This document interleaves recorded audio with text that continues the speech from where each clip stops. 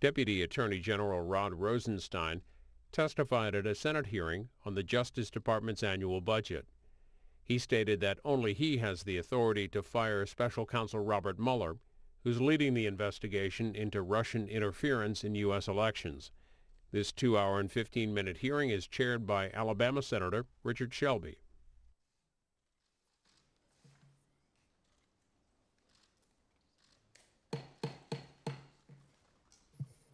Committee will come to order. Mr.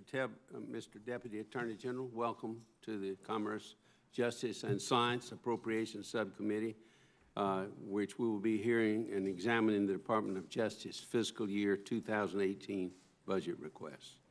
I'm pleased to welcome you here to your first hearing before this subcommittee, and I'm grateful that you and Attorney General Sessions have brought new, desperately needed leadership to the DOJ. Your input is helpful and necessary as we review the President's spending priorities for the Justice Department in order to ensure that the country's national security and law enforcement needs are funded appropriately and sufficiently. This is a challenging budget climate, as you know. As violent crime has risen and terrorists have escalated, fiscal constraints have tightened. The President proposes to decrease funding at the Department of Justice by $637 million in 18 for a new total of $28.3 billion. Since the start of the new administration and during the early days of your tenure as the Deputy Attorney General, I'm pleased that the Department is refocusing on its core mission of enforcing our nation's Constitution and duly enacted laws. I believe it's critical that we target our finite law enforcement resources toward the worst criminals in our society. And I agree with the Attorney General's directive to federal prosecutors to go after the most violent offenders that we have in our country. Additionally, the importance of prosecuting violent crime is reflected in the President's budget request for 230 new assistant U.S. attorneys to help address this growing problem. This reordering of priorities was further underscored by the Attorney General's reversal of the Obama administration's lenient charging and sentencing policies, requiring federal prosecutors now to pursue the most serious charges and sentences possible. The stronger federal law enforcement approach towards drug crimes, I believe, is critical, and this is a key area where we hope, and I hope you will, see results for more stringent prosecution and sentencing.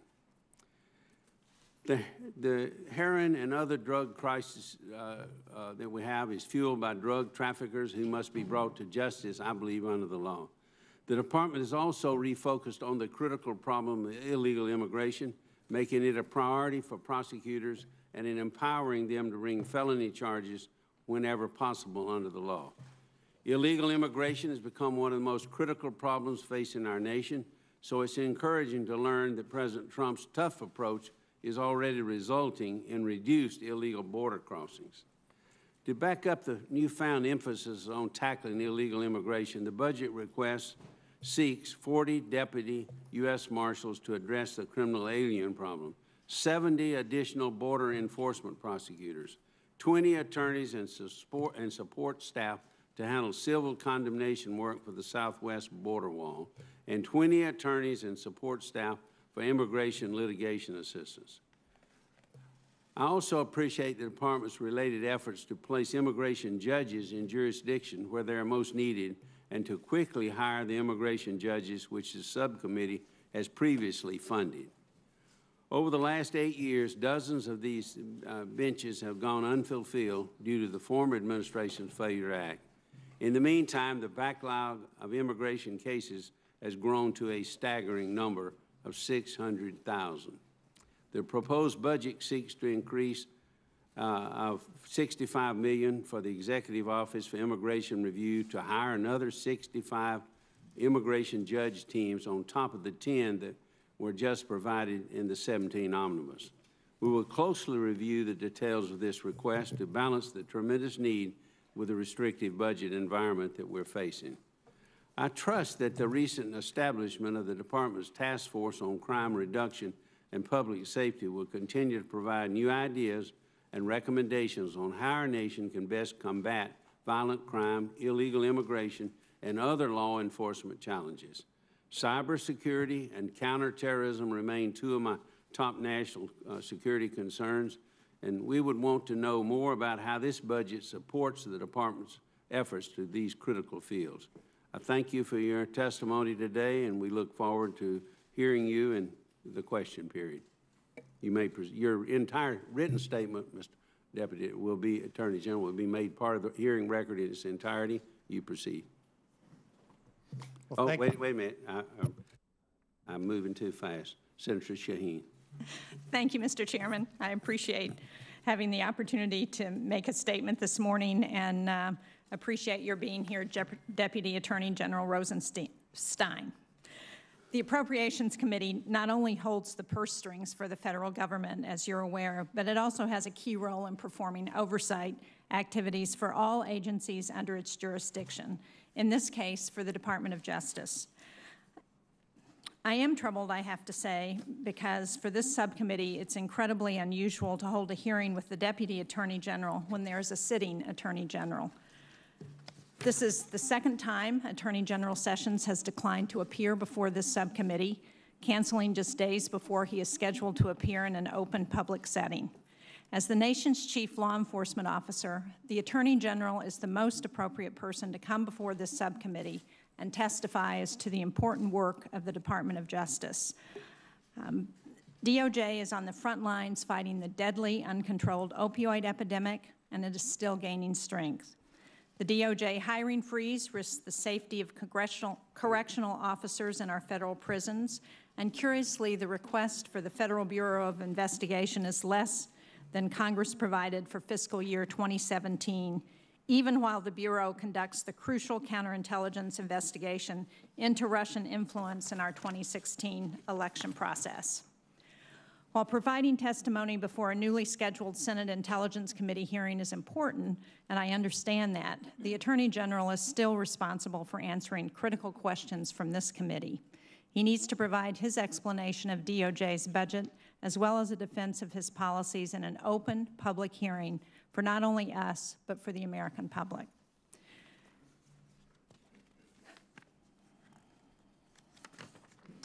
Mr. Rosenstein, I applaud your appointment of Robert Mueller as the special counsel to oversee the ongoing investigation into Russian interference during the 2016 election, and believe this will help to depoliticize that investigation. However, many questions remain about both your and Attorney General Sessions' role in this matter, your knowledge of resource requests made by former Director Comey, your involvement in Comey's firing, and your prior meetings with Russian officials, among many concerns. I will return to these subjects during my question period later, and know that many of my colleagues will express their concern and questions as well. So, Deputy Attorney General, I look forward to your testimony, to our discussion today, and to, at some future date, having the Attorney General appear before us in open session. Thank you, Mr. Chairman. Senator Leahy, you have an opening statement. I do, Mr. Chairman. Thank you, and Ranking Member Shaheen. The Deputy Attorney General Rosenstein, I won't mince words.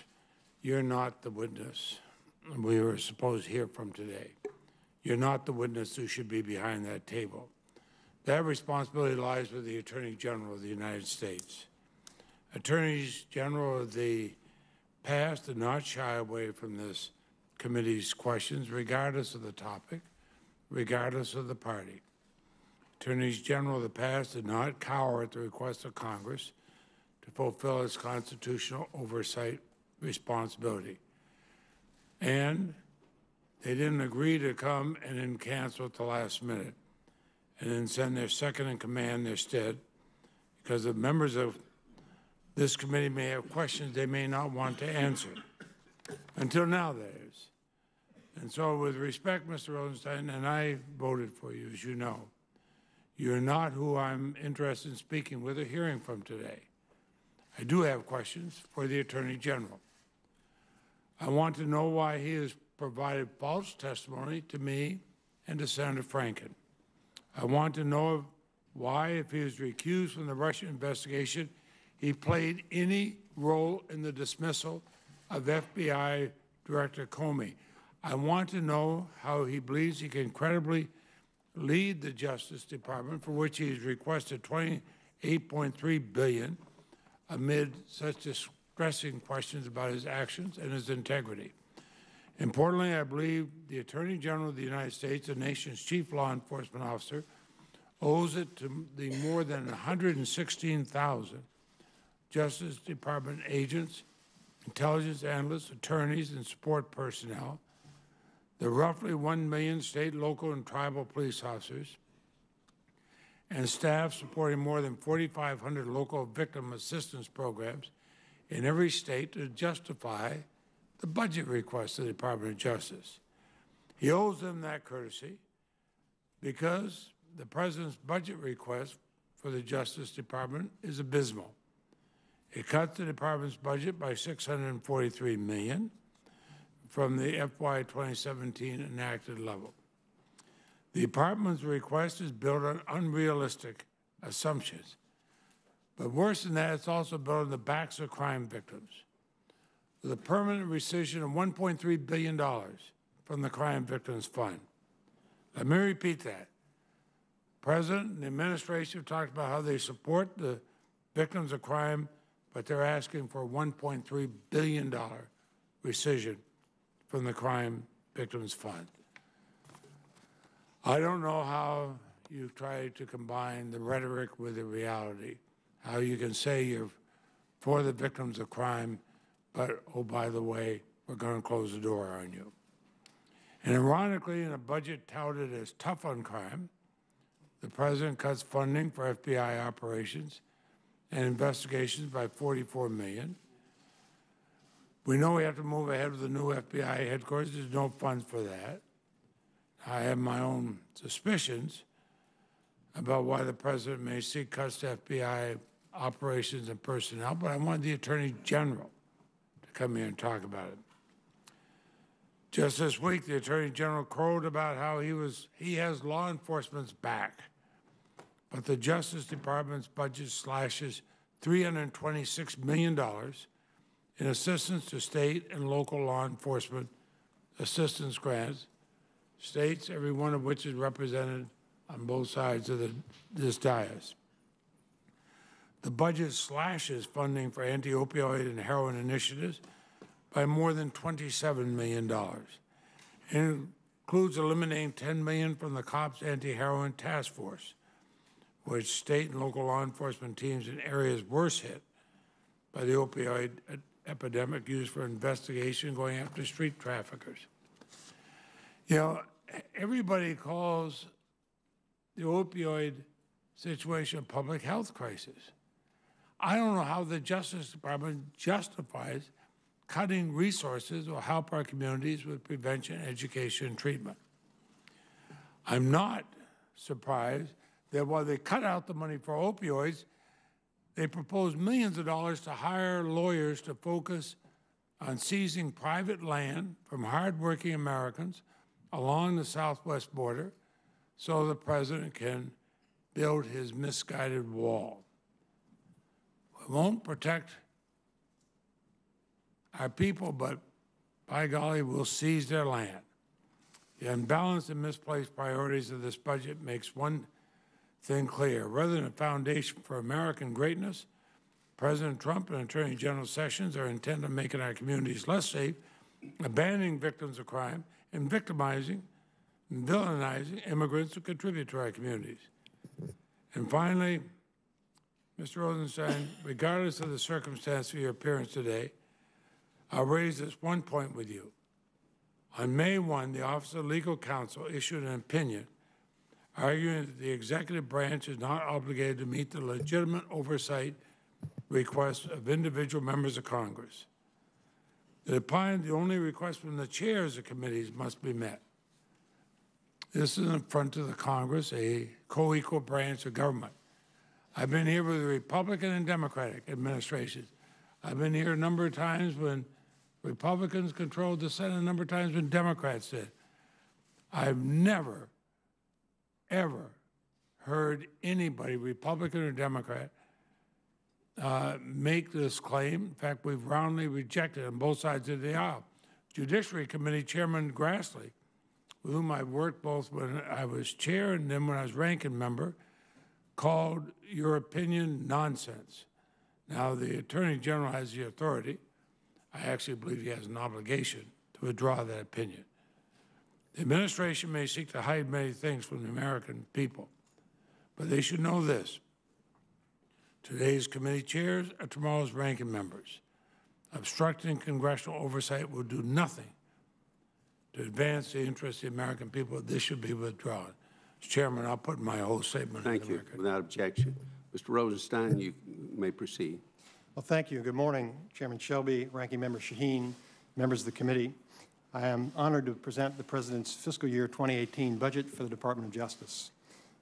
Our proposed budget advances the interests of the American people by allowing the dedicated men and women of the Department of Justice to continue their outstanding work. We're grateful for your strong support, and we look forward to building on our successes as we work to protect the nation, to promote the rule of law, and to ensure equal justice for all. Our 2018 budget request shows a strong commitment to the Justice Department's top priorities. It provides more funding to fight terrorism and cybercrime, to reduce violent crime, to tackle the opioid epidemic, and to combat illegal immigration. It also gives us the resources we need to support our state, local, and tribal partners in their essential law enforcement work. This budget reflects three important themes. Number one, truth in budgeting. Number two, increases in efficiency. And number three, focusing on priorities. These changes are critical, and they support the executive order of the President to reorganize government agencies for the goal of increasing efficiency and effectiveness.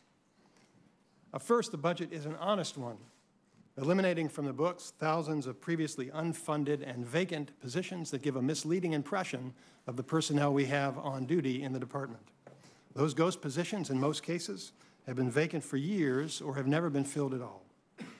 Secondly, this budget seeks to identify areas where we can afford to cut back without harming our mission. And finally, the budget improves the allocation of our precious resources so that we can do the most effective work with every taxpayer dollar that we spend. National security remains our highest priority. We face a wide array of evolving threats, from terrorism to espionage and cybercrime. We also need to come to terms, Senators, with the growing dark challenge, which I know you're all familiar with. Going dark refers to law enforcement's increasing inability to lawfully access, collect, and intercept real-time communications and stored data, even with a warrant, as a result of changes in technologies. This phenomenon severely impairs our ability to conduct investigations and bring criminals to justice. Our law enforcement officers operate within the Constitution, and they respect legitimate privacy interests. But when there is a legitimate law enforcement need to access electronic information, and when we have a court order or other legal authority, public safety is jeopardized when we're unable to obtain that relevant information. Our department must keep adapting to evolving challenges. To that end, the budget provides an extra $98.5 million to combat terrorism, espionage, and cybersecurity threats. The Justice Department also is committed to protecting the American people from violent crime and from the adverse effects of illegal drug distribution, both of which are spiking at alarming rates. Violent crime is rising in many areas of our nation, and drug-related injuries and deaths are increasing across the country. Senators, the evidence of this is indisputable. Rising violent crime and increasing drug abuse are devastating many American families, and the Justice Department is confronting these crises head-on, and we need your help. The proposed budget provides the department's law enforcement agencies with extra support so they can target the worst violent criminals, transnational crime organizations, gangs, and drug trafficking rings. It also provides, as the chairman mentioned, for 230 additional assistant U.S. attorneys to focus specifically on our efforts to fight violent crime. Those additional resources will enhance the ability of federal law enforcement to fight crime and to keep our communities safe. We are focusing also on getting illicit drugs off of the streets through strong enforcement efforts and through our drug take-back programs. In addition to that, we call on doctors, pharmacists, and pharmaceutical companies to take a hard look at their practices and help us develop ways that we can reduce the harmful overprescription of pharmaceutical drugs. The American people also expect our government to secure our borders and to restore a lawful system of immigration. The Department of Justice will do our part in conjunction with the Department of Homeland Security. Our proposed budget provides much-needed funding to hire 75 additional immigration judges and support personnel to reduce the unacceptable backlog in our immigration courts. It will also allow us to hire more deputy U.S. Marshals and 30 more border enforcement prosecutors so that we can effectively apprehend and prosecute criminal aliens who threaten our communities. The federal government, of course, does not maintain public safety alone. 85% of the law enforcement officers in our country are not federal. They work for our state, local, and tribal partners, and we rely on them heavily. The men and women serving on the front lines are our first line of defense, and they help to keep our communities safe. They deserve our support. Our budget maintains our commitments to these valued partners, and it prioritizes grant funding to the high-performing programs that have proven to be effective. This budget funds important priorities while helping us to achieve a more efficient and cost-effective department. We will do all we can to be good stewards of the department's resources.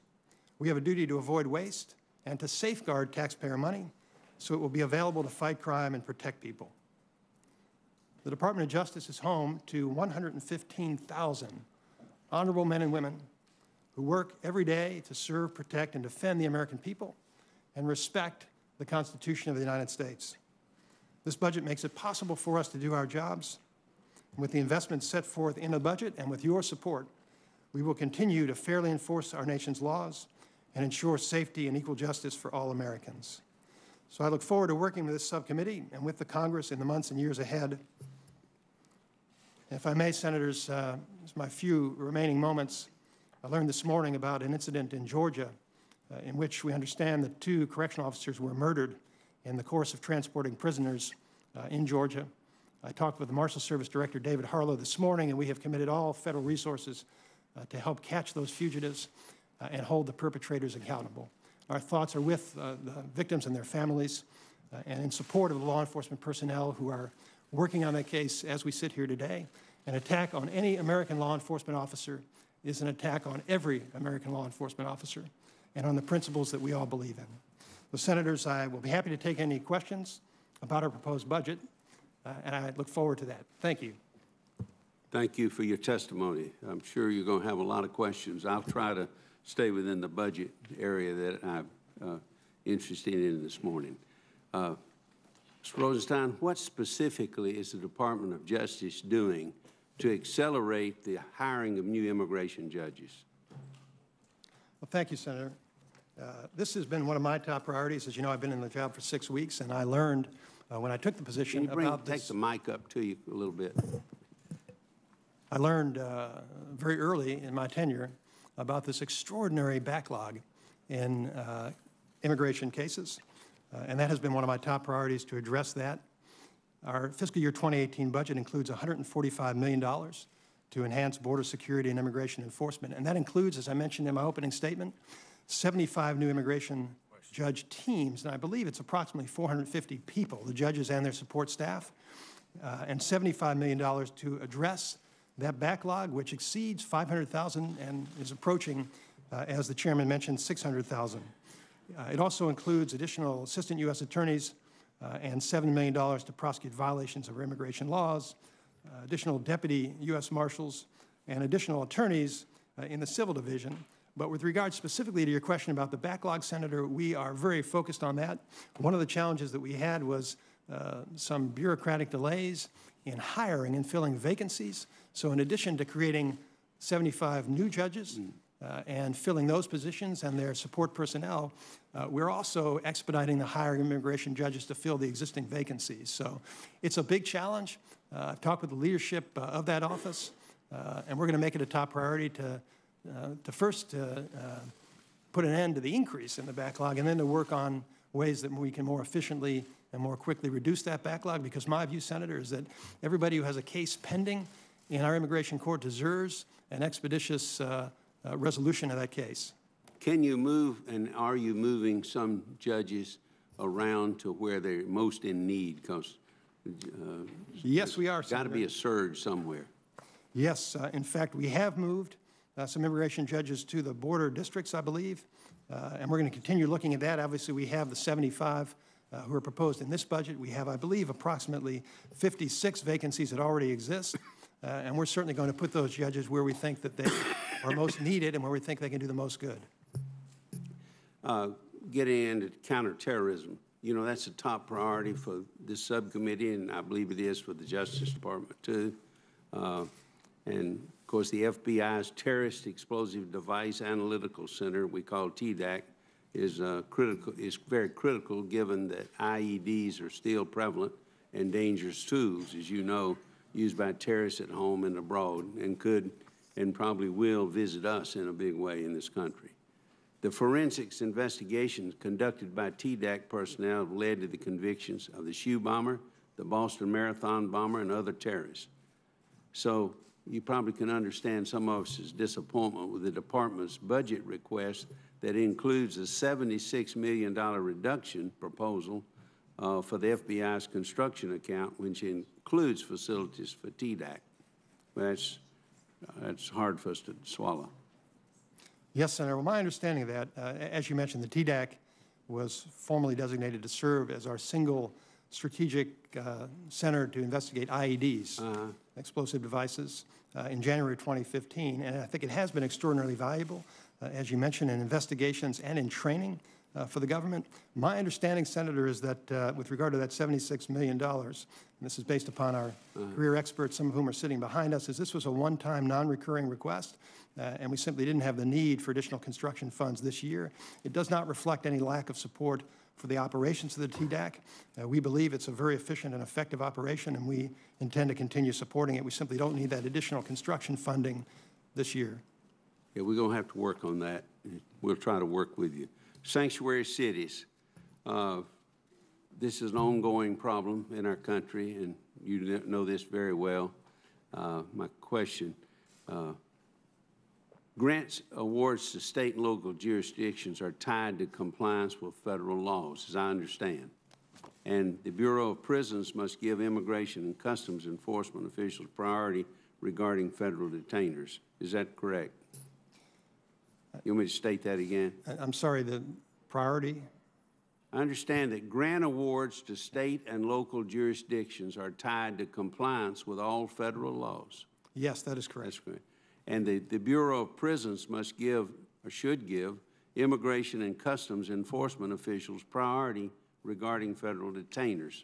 I don't believe we have any issue with cooperation from the Federal Bureau of Prisons. That's correct, Senator. This is a problem, though, in the country, is it not? It's a challenge with regard to some state and local facilities that do not honor our immigration detainers. I've got a few other questions for the record, but there are a lot of people wanting to question you.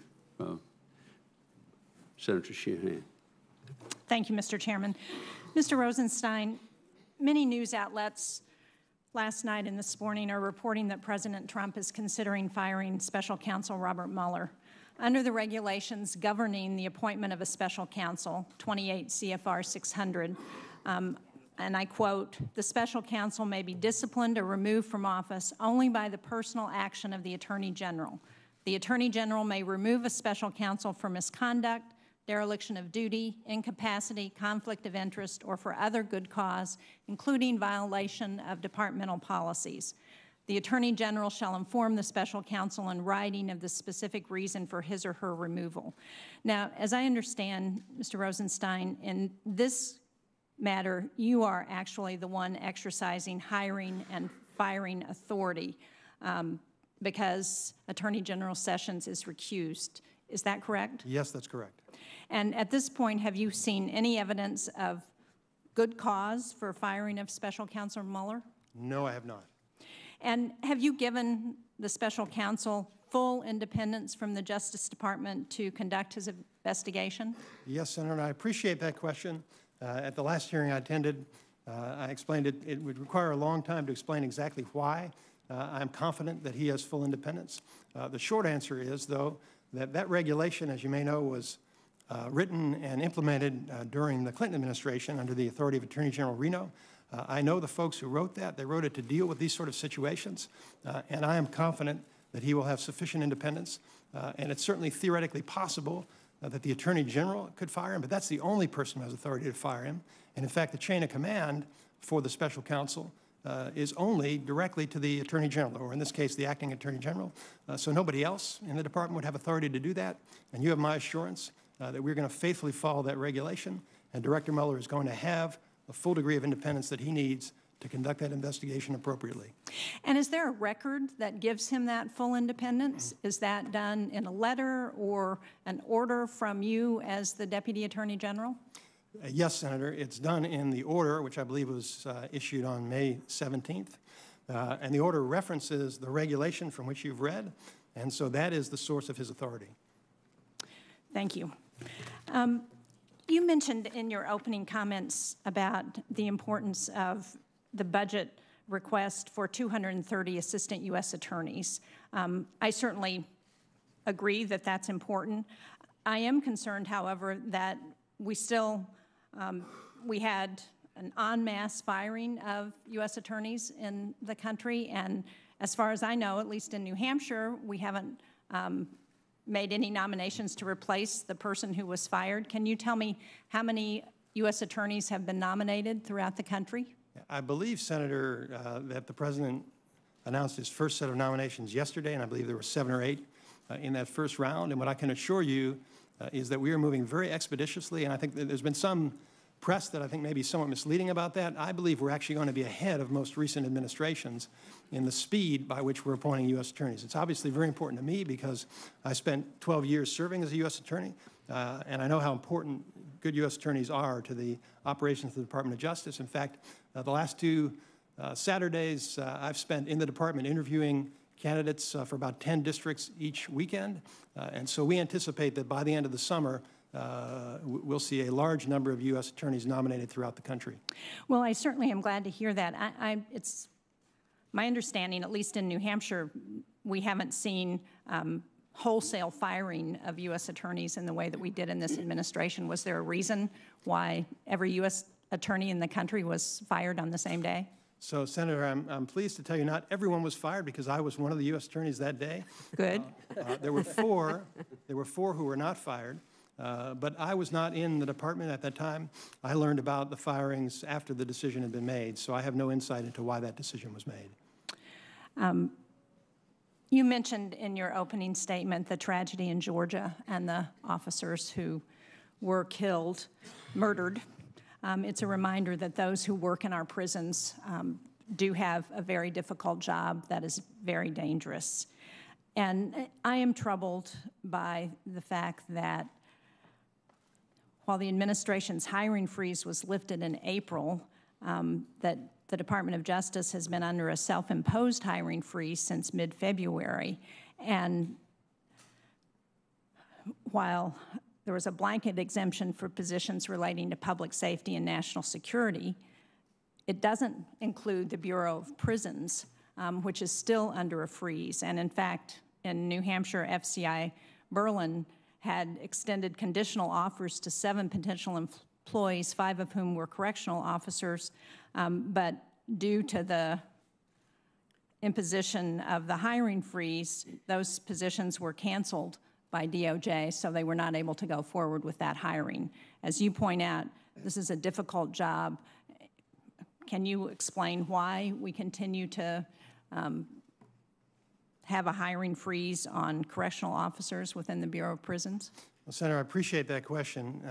I think there may be some misunderstanding about this. The department froze BOP hiring at the headquarters in Washington and at the regional administrative offices, but my understanding is that the department allowed BOP institutions to continue hiring up to their staffing levels as of January 22nd, which means that if people left, they would be able to fill those vacancies. So within that overall level of staffing, I believe we've left the discretion with BOP to hire for whichever positions it believes are most critical to its operations. Now, obviously, there has been a continuing decline in the number of federal prisoners and commensurately probably less of a need for personnel. But I'm going to go back and talk with Director Kane about that and make sure that we do have proper staffing for that prison. As far as I know, he does have discretion to fill those positions if he thinks it's appropriate. Well, I appreciate your willingness to do that. I would urge you to follow through because it's my understanding that because the positions were not officially filled by the time of the February guidance, that they were canceled by DOJ. I will look into that. Thank you. Senator Collins. Thank you, Mr. Chairman. Deputy Attorney General, Mr. Rosenstein, I just want to follow up quickly on the two questions that Senator Shaheen asked you about the special counsel. Has the president ever discussed with you the appointment of the special counsel or discussed the special counsel in any way? No, he has not. And second, if President Trump ordered you to fire the special counsel, what would you do? Well, Senator, I'm not going to follow any orders unless I believe those are lawful and appropriate orders. Under the regulation, Special Counsel Mueller may be fired only for good cause, and I am required to put that cause in writing. And so that's what I would do. If there were a good cause, I would consider it. If there were not good cause, it wouldn't matter to me what anybody says. Thank you. I want to turn to the opioid crisis, which plagues my state and so many others. Last year, drug overdoses were responsible for more than 59,000 deaths in this country, including a record 376 such deaths in Maine. That is 104 more overdose deaths than the year before in my state.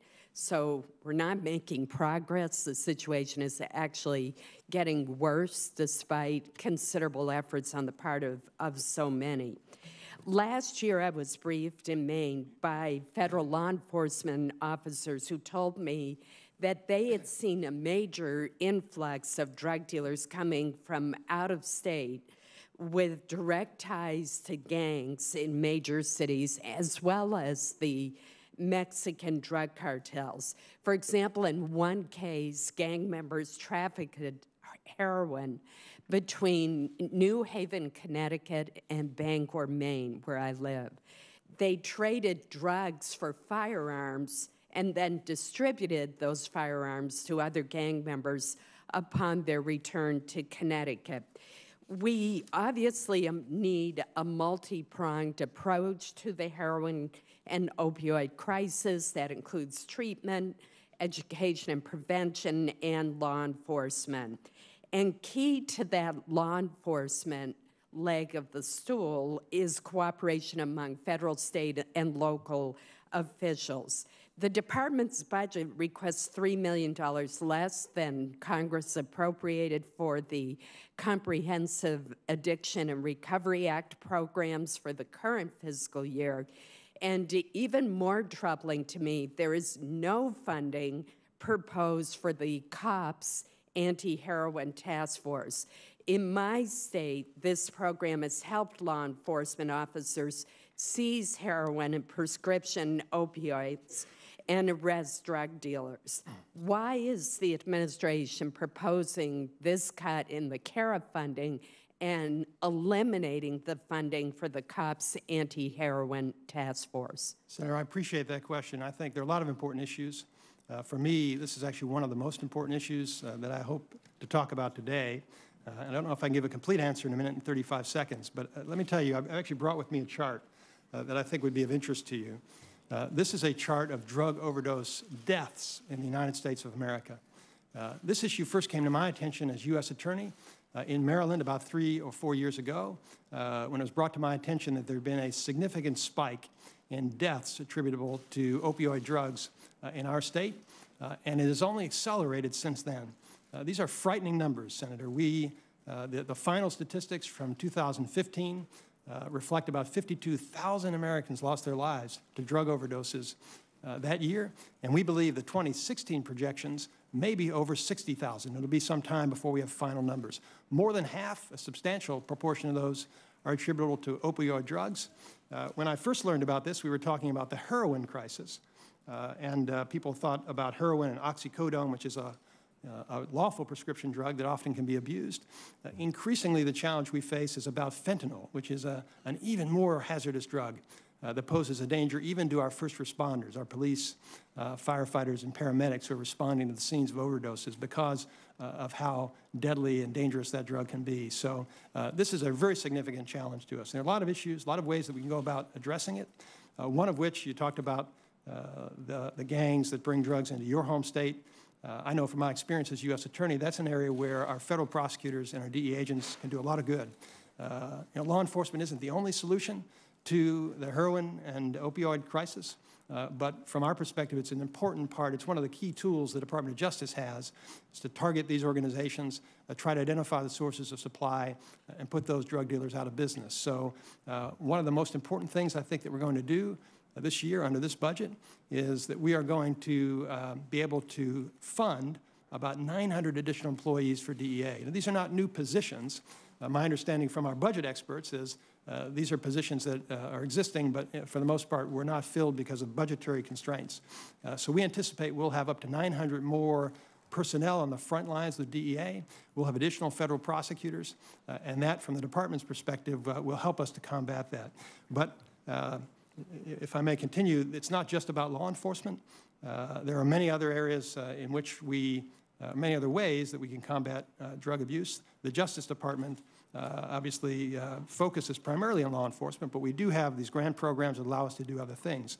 The COPS program, as you mentioned, is proposed to be eliminated in this budget, but we request, there's a $7 million funding that I think is not in this year's budget, but we do request $40.4 million in additional federal funding for DEA, prescription opioid, and heroin enforcement programs. So this is a matter of not of reducing our emphasis on that issue, but of reprioritizing the money to places we think it will be more effective.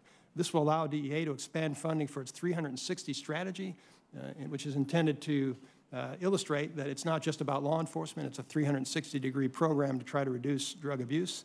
It'll allow us to enhance operations against domestic cartels that are responsible for drug distribution, and to enhance and establish regulatory and enforcement groups in the diversion control program and increase funding for our prescription drug disposal programs, because often drugs that are legally prescribed and not used then may be diverted to illegal uses. So through all of those ways, Senator, I can commit to you that we are very much attuned. I'm going to be watching those. I will be watching those overdose numbers, and I will not be satisfied until I see that trend turn around and start going the other direction. Thank you. Thank you, Senator Collins. Senator Shaw. Thank you, Mr. Chairman. Mr. Deputy Attorney General, thank you for being here. Could you describe in as clear and quick of a fashion as possible the scope of Attorney General Sessions' recusal? Senator, the Attorney General Sessions' recusal is in the public record. And I understand I've been asked this question several times. Now, from my perspective, as you know, I've been, in matters in which he's recused, I'm the acting Attorney General. And therefore, I know what we're investigating. He does not. And I think that's what's important for you to recognize. He actually does not know what we're investigating, and I'm not going to be talking about it publicly. But I guess the question is, how does he, so in the Attorney General's, what appears to be the only statement that Jeff Sessions made on this, I may be incorrect, but the main statement was March 2nd, 2017. I've decided to recuse myself from any existing or future investigations of any matters related in any way to the campaigns for President of the United States. So are we to understand that to the extent that there may be a counterintelligence investigation not related to campaigns for the President of the United States, or even a criminal investigation that could be obstruction of justice or a violation of another statute? So who decides where the line is? Because that seems to be about a particular thing. And now we have a special counsel, and we have multiple investigatory processes going on. We also have public policy questions related to how we interact with the country that was engaged in active measures against us. So the question again is, who decides what he's recused from, and why is there no clarity on what he's recused from? So, Senator, I think within the department, we do have clarity. And the reason for that is that there's a career ethics official who made that determination in conjunction with the Attorney General before I arrived. I arrived, I believe, around April 27th or 28th. And that career official works in the deputy's office.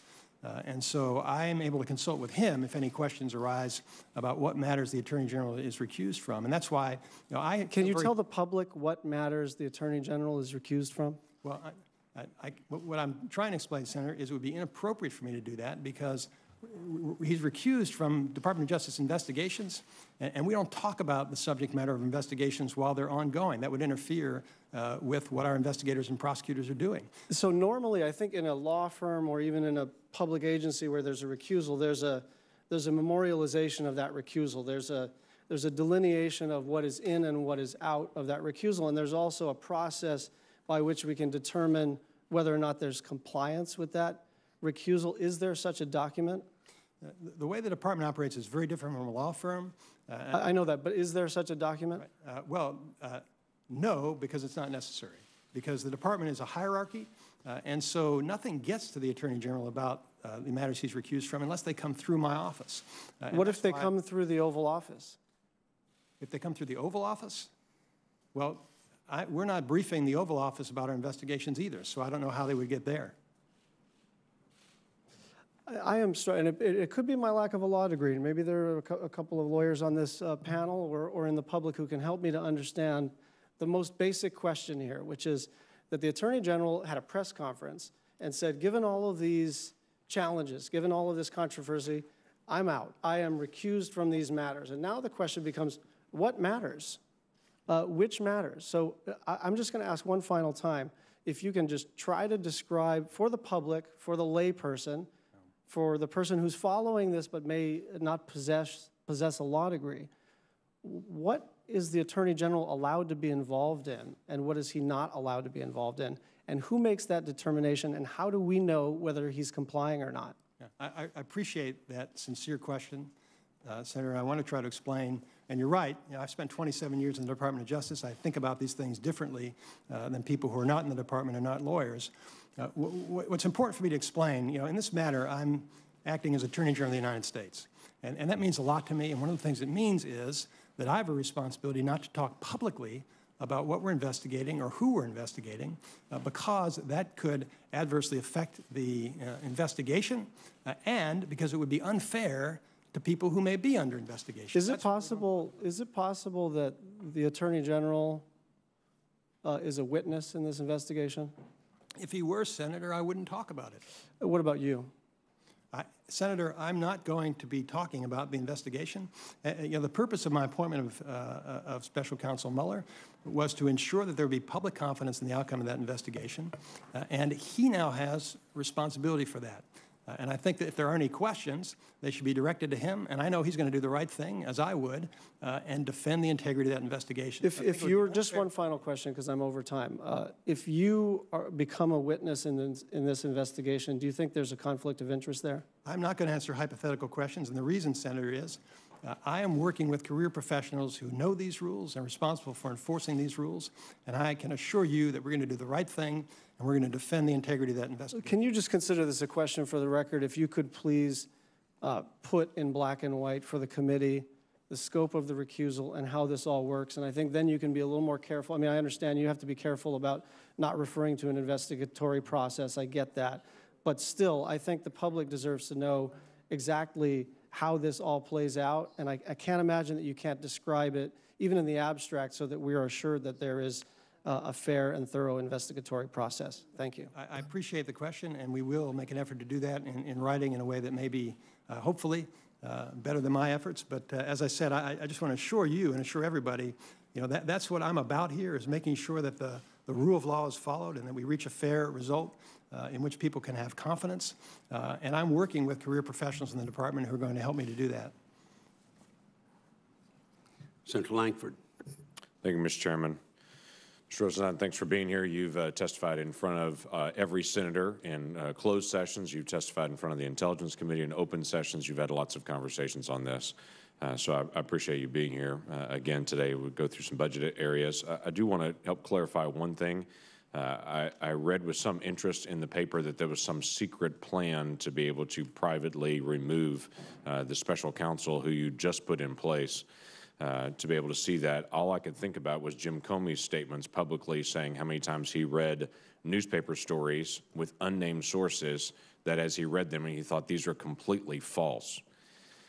Is there anything to some secret plan that's out there from you or anyone in the administration to try to go and remove the special counsel? There is no secret plan that involves me, no, Senator. I would just say no one in America is above the law, and no one in America is not faced with accountability and checks and balances. Every one of us has checks and balances. The president, every member of the cabinet, the vice president, every judge has checks and balances in the system. I can't seem to understand the fascination to say we need to create some special counsel that would be the only person in America that has no accountability structure anywhere for anything. I would assume everyone has a check and balance somewhere, but that doesn't mean it's under consideration in the process. So I appreciate you trying to clarify that for us. I do want to also thank you in the Department of Justice. Senator Warren and I do not agree on everything, but last year we started working on a process for the Department of Justice to stop these slush funds in the background where the Department of Justice was forcing businesses to be able to spend money in third-party groups or not revealing the nature of those settlements. The Department of Justice just last week announced that you are stopping that process, and I just want to say thank you. That's something we've worked on for a couple of years, trying to get accomplished legislatively. The previous administration would not work with us on. You just implemented that, and so I just want to be able to say I appreciate that. Let me also say that I have a question about the Crime Victims Fund and the rescission. Help me understand the rescission back to the Treasury of a part of the Crime Victims Fund. Yes, Senator, thank you. The department's budget requests $3 billion from the Crime Victims Fund for fiscal year 2018. This will build on almost $8 billion provided for crime victims over the last 3 years. It includes $2.2 billion in formula grants for victims' compensation and assistance grants, $25 million to improve the treatment of crime victims, and 5%, or $150 million, is set aside for tribal governments. The $1.3 billion rescission is a cut from excess balances because of record high collections in the past. And I have to tell you, Senator, I'm a business school graduate. This is government budgeting. I know it can be complex. I've talked with the career professionals in the department, and they've explained to me that's what that number represents. It represents a cut of excess balances because there have been record high collections in the past. But we are recommending the spending of $3 billion in the next fiscal year. So let me tell you why this is so important, and this committee will know this well. For the last 2 years in our subcommittee and in the full committee, I've raised the issue of the Crime Victims Fund. The Crime Victims Fund was set aside as dollars that have come into it specifically for use to be able to help, by definition, crime victims. It has been used in that in multiple areas and multiple places completely appropriately. What has happened, though, is that because it has an excess balance, this year around $9 billion, Congress says we're planning to spend that and then doesn't spend that and takes that $9 billion and actually spends it somewhere else on paper. And then the next year spends the same $9 billion again on paper. It's a $9 billion of excess spending above our budget caps that are done. You may know it as the changes in mandatory programs, or what's affectionately called around here CHIMPs. I have raised for the last 2 years in this committee and in the full committee the possibility that those dollars would be spent one time and then couldn't be spent again the same dollars next year, year after year. I've so far been unsuccessful to be able to do that. Now you're bringing in another element of this, of a rescission to be able to move it. I'm trying to figure out how do we get transparency in budgeting, that the Crime Victims Fund is used for victims of crime, that it's not used as an offset for our budget here, and it's not used as a rescission somewhere else back to Treasury.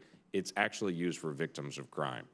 And any way that we can get transparency and to be able to actually use that fund what it was originally intended for, rather than a budget gimmick here or rescission there, I'm in favor of.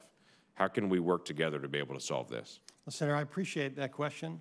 And I have reviewed this issue of the changes in mandatory program, or CHIMPs. As I know you recognize, it's a very technical issue of budget and appropriations. But it's not technical that we overspend an additional $9 billion on paper, but nowhere else gets to see it. Well, that's not a Justice Department issue, though. I think that's a broader OMB issue. That's us.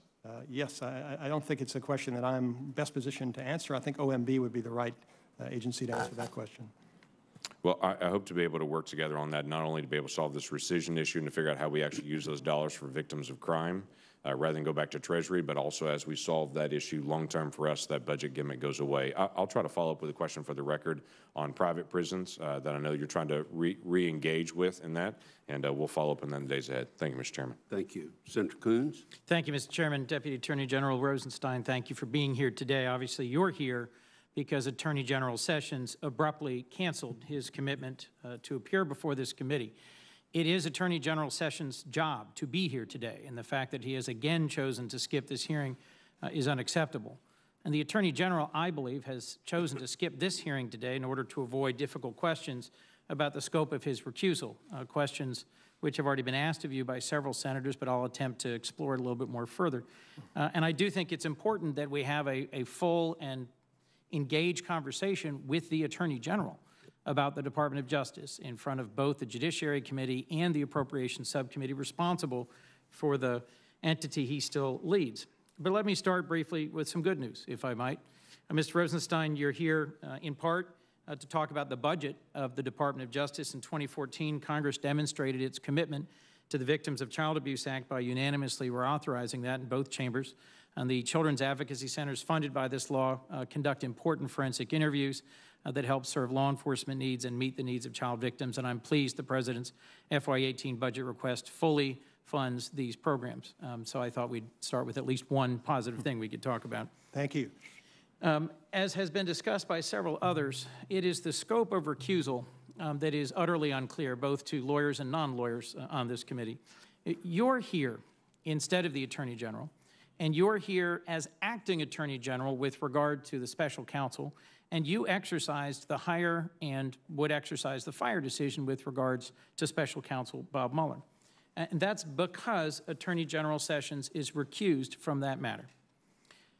On May 9th, you delivered a memo to Attorney General Sessions entitled Restoring Public Confidence in the FBI.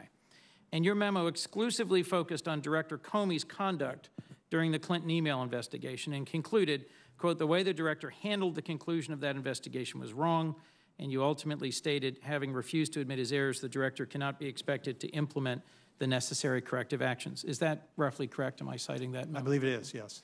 And on that same day, Attorney General Sessions then sent a memo to President Trump relying exclusively on your memo where the Attorney General recommends Director Comey be removed. Is that correct? I believe that's correct. And during his January 10 confirmation hearing, AG Sessions stated he would recuse himself from any matters involving campaigns for President of the United States and specifically investigations into Secretary Clinton's email server. Is that correct? That's my understanding, Senator. So why did you write a memo to Attorney General Sessions exclusively discussing a matter that, as I understand it, Attorney General Sessions explicitly told us in Congress he was recused from? And why was that an appropriate basis for him to make a hire-fire recommendation to the President? Well, Senator, I don't think that's a question for me to answer. I have said in my previous briefings of the Senate and the House that my memo truthfully reflects my views. I'm not in a position to comment on anybody else. So from my perspective, Senator, that memo is about what it's about. I do not know what was in anybody else's mind. I understand there are serious allegations that have been raised, and I think that it's up to Director Mueller to determine in the first instance whether any of these issues are within the scope of his investigation. That's why I haven't commented on it. I just appointed him several weeks ago. I haven't talked to him about the substance of the investigation since then, but I recognize the importance of these questions, and I think that Director Mueller ought to review that and make a determination of whether or not he believes it is within the scope of his investigation. I appreciate that answer. It is distinct from an answer I got from you previously in another setting, so I want to make sure I understand you. Well, and I'll proceed carefully, and let's see if we can get to an answer that's appropriate in a public setting. Is it not your argument that the Attorney General made a recommendation to hire or fire the FBI director because that's outside his recusal, that the scope of his recusal doesn't affect his ability to manage the department? I do have a personal opinion about that, Senator. I just don't think it's appropriate for me to be expressing my personal opinion about that. I hope I haven't said anything inconsistent with what I've said elsewhere, and please let me know if I have. But yeah, I do not want to comment on the recusal. I think you know, the Attorney General made the decision to recuse. I wasn't there at the time, as you know, and there were processes. The decisions had already been made before I arrived about what matters would be appropriate for the Attorney General to handle. When I stepped in, I continued consistent with what had been done by these career professionals in the department, and I believe that I have faithfully within the department honored that recusal with regard to matters pending the Department of Justice. But I just don't want to comment on what may have been in anybody else's mind or offer any opinion about that because it's not for me to make those decisions. Well, it is exactly, I think, why Senator Schatz asked a whole series of questions about the scope of recusal, because I am a lawyer. Senator Schatz may not be. He asked better questions than I did. But I also am having real difficulty understanding the scope of the recusal, its contours and definition, and I have an unresolved question about whether or not that's why the Attorney General failed to appear before us today, is to avoid having to answer direct questions about the scope of his recusal.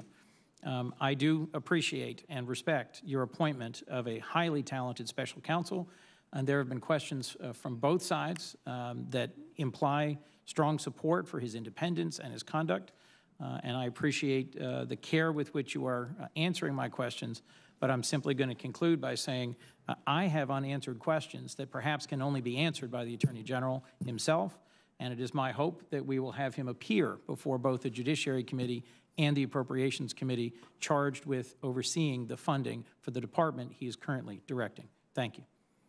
Senator Graham.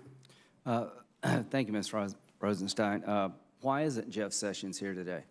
Well, Senator, my understanding is consistent with what was in the Attorney General's letter. I don't know of any other reasons beyond what he set forth publicly. Okay. It's 13 June. Do you know of any reason for cause to fire Mr. Mueller as of this date? No, I do not, Senator. And that would be your decision if that ever happened, right? That's correct. And you're going to make it, nobody else? As long as I'm in this position, Senator, it'll be my responsibility to make that decision. Well, I'm glad you're in this position. Is giving political donations a reason to disqualify somebody for serving in the special counsel's office? No, Senator, it is not a disqualification. It is not. As a matter of fact, many states, their judges and prosecutors are actually elected. Donations are part of that system, is that correct? Yes, that's true. Would it be a disqualification for somebody in the special counsel's office who had represented Ms. Clinton in the past to serve? You know, Senator, it would depend on the facts and circumstances. As a general matter, I think the answer is no. Isn't that much closer to a conflict of interest? You know, I don't want to answer a hypothetical, Senator. Everybody needs to make a determination based upon the facts and circumstances. How would you get it before the special counsel? What process could a member of the Senate use to inform the special counsel that you'd have a concern about hiring somebody that represented Clinton? We have a process within the Department of Justice, Senator, so I would encourage you, if you have those concerns, to raise them with Director Mueller or to raise them with me, and I'll make sure that Should I do it to you or him? Well, you could do it to both. Okay. And we have career... And I don't know if I'll do that, but I've read some things that were...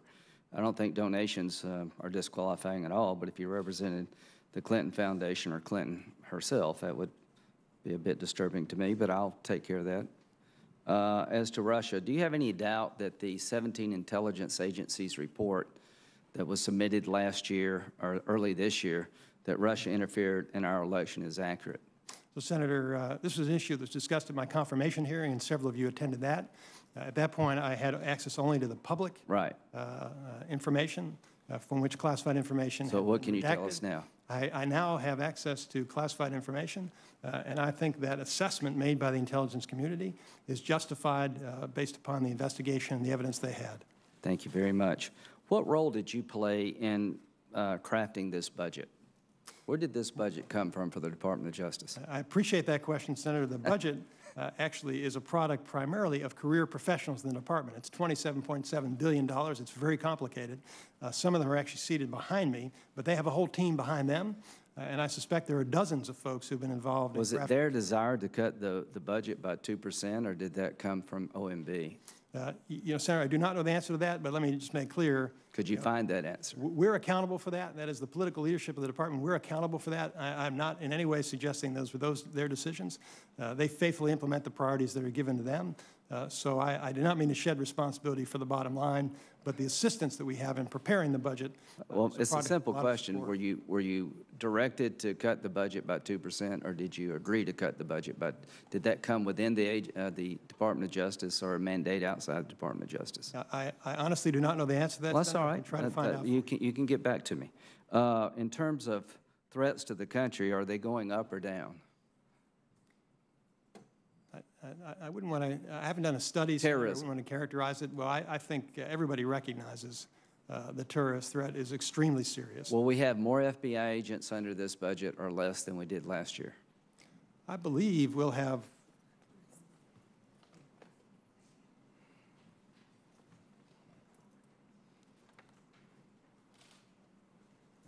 I apologize, Senator. I'm consulting. I'm actually asking budget questions, so I don't want to throw you off here.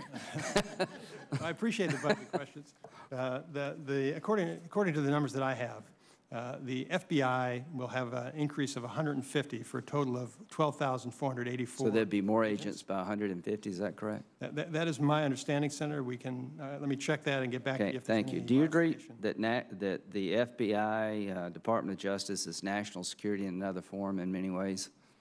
I'm sorry? Is national security in another form, that the role of the Department of Justice is a national security role as well as a domestic role? Well, actually, my answer, Senator, is it's national security in reality and in another form. And we actually So here's my final question.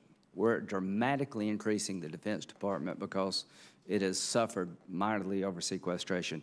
Can you make an argument that if you are a national security component of our overall defense strategy, why we would cut you now, given the threats we face? Yeah, Senator, I believe that if you look at the budget, we are not cutting the critical areas. Violent crime, terrorism, the areas that you've raised are areas where there will be no cuts. Cybercrime, all of those areas. And so the effort in this budget, as I understand it, is to reduce only in areas that are not critical to those operations. It's an effort to be more efficient, to achieve the goals of the American people. But I can assure you, that our goal is to use these resources more effectively to reduce crime, to reduce drug abuse, and to fight terrorism. And so we are not going to relent in our commitment to those goals. Senator Van Hollen. Thank you, Mr. Chairman. Mr. Deputy Attorney General, good to see you.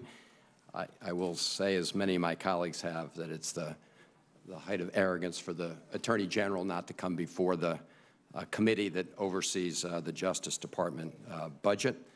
That being said, I'm glad to have you here. As you know, during the confirmation process, you, Ed, and I had a conversation about the consent decree between the Justice Department and the Baltimore City Police Department and Baltimore City. Since our conversation, the courts have approved that consent decree.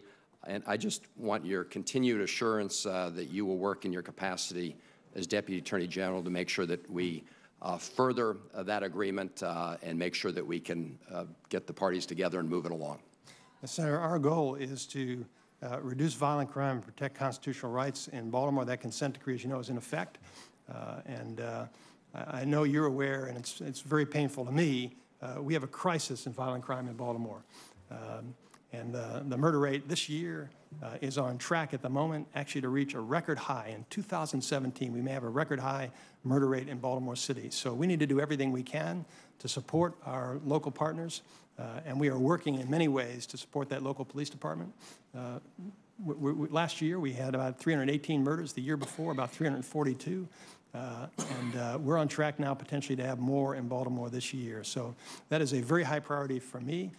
Although I'm no longer there physically every day, I'm very engaged with that, and I'm going to continue to work with our authorities, with the federal agencies, and with our U.S. Attorney's Office to do anything that we can to help support our partners in Baltimore and turn around that trend in violence in that city. I appreciate that. Thank you, and I look forward to continuing to work with you on what is an unacceptable increase in the murders. Any crime increase or any crime is unacceptable, but seeing the spike is something we've got to tackle with urgency. I do want to follow up on some of my colleagues' questions regarding the special counsel, and it's especially pressing in light of these reports that did come out yesterday that folks at the White House, maybe the president, were looking at ways to fire the special counsel Mueller. And as you already testified today, given the current situation, you are the only person today in a position to actually do that firing. Isn't that correct? That's correct. Okay. And as I understand your testimony, you said that this is a matter that's within your jurisdiction. So based on that, I would assume it would be a violation of the Attorney General's recusal if he were to try to fire the special counsel. Isn't that right? I do not expect that to happen, Senator. Okay. But it would be a violation of his recusal. This is now a matter that's under your jurisdiction, so it would be a violation of his recusal were he to attempt to do so. I think that's probably fair, but that is not going to happen. Okay. Well, I'm glad to hear that. And I'm actually more worried about the scenario at this point where if you were to receive an order from the White House to fire the special counsel, I'm less worried about you doing it because you've just testified today that you would only do it based on good cause. I'm worried about, in those circumstances, the president trying to keep going until he found someone willing to take that action. So my question relates to the definition of good cause, because you were very clear in your testimony that the authority to remove the special counsel is based on a finding of good cause. Is that correct? Yes, that's right. Okay. And is an order from the president to fire the special counsel good cause? It doesn't matter who the order comes from. Good cause would be based on the reasons for the proposed removal. Right. And removing the special counsel in order to prevent the special counsel from pursuing the investigation, that would not constitute good cause, correct? Correct. Okay. So if somebody else were to fire the special counsel, in other words, if the president were to find somebody to do it, my question is what is the protection in that good cause definition? In your view, could the special counsel contest his firing if the special counsel did not believe it was good cause? Now, Senator, I hope I won't have to answer that hypothetical. The purpose of that regulation, the folks who wrote it put a lot of thought into it, and they anticipated that people would follow the rules. Your question is, well, what if somebody doesn't follow the rules? What happens next? We have a lot of very well-informed folks and great lawyers in the department who would deal with that if it were to arise, but I do not anticipate that it's going to arise. So I'm just wondering, in your opinion, I'm hoping it doesn't arise either, but we all know that there are scenarios even that have some historical precedent where this kind of question could arise. So my question is, would the department, or in this case, would the special counsel have recourse in the courts arguing that there was not good cause for the firing? Yeah, I just don't know the answer to that, Senator, and I hope we'll never reach that point. I can tell you, as long as I'm in this position, he's not going to be fired without good cause. And if he were, it wouldn't be my responsibility. But that's like a law school hypothetical, and I'd be reluctant to answer it without doing some research first. Well, thank you. Thank you, Mr. Chairman. Senator Murkowski. Thank you, Mr. Chairman. Welcome, Deputy Attorney General. I had a conversation in my office with the Attorney General prior to his confirmation, and we spoke about the Department of Justice's government-to-government work with the tribes. He admitted to me at that time that his familiarity with the some 229 tribes in Alaska was limited. It was important for him to hear just the depth of some of the issues that we are facing as we deal with any level of law enforcement. So many of our communities have none whatsoever. And as a consequence, we are dealing with some very troubling statistics within our state. So I was pleased to note that the department is making grants for implementation of VAWA's special domestic violence criminal jurisdiction in the FY17, and then also requesting funds to continue that work in FY18. So that's good. I think that we have some things that we would like to discuss with you and your folks with regards to FY17 funding levels that are perhaps a bit problematic. Tribal court funding is again one that I have a great deal of interest with, but I do want to find a path forward with DOJ as it relates to some of the more immediate and very unique issues that we have as we deal with our tribal villages and the issues that they face. You would think that we are far enough away and remote enough that the opioid epidemic would not be hitting us in the state, but it is. The level of domestic violence and sexual assault that we face in terms of the statistics, the uptick of violent crime that we are seeing in urban Alaska. These are areas that we believe deserve a more specific approach, and we would like to work with you. We have invited and welcomed the Attorney General, as well as you, as others within the Department of Justice, to come up to the state to sit down with some of our Native leadership to discuss these issues. I again would reiterate that and essentially ask for your continued willingness to work with us in perhaps some innovative ways to address the issue of justice and law enforcement in rural Alaska. Yes, Senator, thank you. I welcome that opportunity. You know, we didn't have this issue in my home state of Maryland, but many of my colleagues in the past two administrations, U.S. attorneys, have talked with me about the challenges that we have on those Native American issues. And I met early in my tenure as Deputy Attorney General with the Director of our Tribal Justice Office, Tracy Toulouse, and talked about some of these issues. So I would certainly welcome the opportunity to work with you on that. Good. We need to do that. Let me switch gears a little bit. We've been talking about opioids and addiction, but let's talk about another issue. Alaska is one of those states that has not only enacted medical marijuana statutes, but we, through ballot initiative, have allowed for a broader sale and use of marijuana that is regulated as we would regulate alcohol. In the state, we think that the regulatory regime is a fairly strong one and consistent with the Cole Memorandum.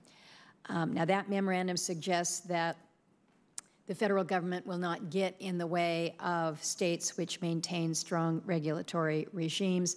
I had some correspondence with the prior Attorney General Lynch, relating to this. But the fact is the banking sector is still closed to those in the marijuana business, making it difficult for states to access a paper trail to ensure that those in the business are compliant. We recently heard that postal inspectors believe that they can seize state tax payments sent by mail from people in the marijuana business. Now I understand that DOJ wants to eliminate the appropriations rider prohibiting federal interference with state medical marijuana laws. So I'm concerned, and I'm speaking for a lot of people in my state who are worried about the inconsistency between the state marijuana laws as well as the federal policy. The Department of Justice has not taken the position thus far that state marijuana laws are completely preempted by the Controlled Substance Act. I don't know if you're headed in that direction. The Cole Memorandum suggests strong deference to state laws, but we're not seeing the federal government doing much to ensure that those strong state laws are enforceable. So the bigger question is where are we headed with marijuana? I appreciate your concern about that, Senator. It's a very difficult issue, obviously, a situation where we do have a conflict between federal law and the law in some states. It's a difficult issue for parents of teenagers like me who have to provide guidance to our kids about how they should treat marijuana. Believe me, I agree with that, yeah. But I can tell you, I've talked with Chuck Rosenberg, the director of DEA, about this, the administrator of DEA, and we follow the law and the science. And you know, from a legal and scientific perspective, marijuana is an unlawful drug. It's properly scheduled under Schedule 1, and therefore we have this conflict. Jim Cole tried to deal with it in that memorandum, and at the moment that memorandum is still in effect. Maybe there will be changes to it in the future, but we're still operating under that policy, which is an effort to balance the conflicting interests with regard to marijuana. And so I can assure you that's going to be a high priority for me as the new U.S. attorneys come on board to talk with them about how to deal with that challenge in the states that have legalized or decriminalized marijuana, whether it be for recreational or medical use. But we are still in the Department of Justice, as Attorney General Lynch actually mentioned this at her hearing, her confirmation hearing in January 2015, and she explained that we're responsible for enforcing the law. It's illegal, and that is the federal policy with regard to marijuana.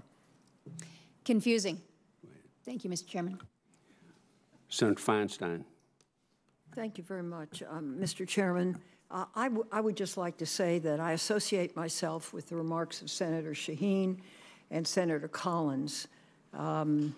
Yesterday, Mr. Rosenstein, I was in New York, and a distinguished lawyer came up to me after I finished speaking and said, beware, this president is going to act to terminate the special counsel. And I said, he couldn't possibly do that. It would be catastrophic. And he said, just wait. I came home and turned on the television and this morning, and that's what I heard. So it's very hard to know what to believe. I do believe it would be catastrophic, and I do believe it would destroy any shred of trust in the president's judgment that remains over here. I do not know with specifics what the procedure is if that were to happen, but as I understand what you said, that could not be done without your assent. Is that correct? Yes, that's correct, Senator. And what you have said, you would not assent under the present situation. Correct. Because there's no cause. Yes, that's correct. So is it fair to put that to rest? As far as I'm concerned, yes, Senator. I appointed him. I stand by that decision. I think it was the right thing to do under those circumstances, and I'm going to defend the integrity of that investigation. Thank you. Let me go on to the COPS anti-methamphetamine grants. That's a program I helped establish in 2014. If I understand what you said very quickly, the cut is $7 million in meth and $10 million in heroin, but the addition is $40.4 million for DEA. Is that correct? That is my understanding, Senator, and I've been briefed by our career officials, actually are whispering in my ear that yes, that is correct. Good.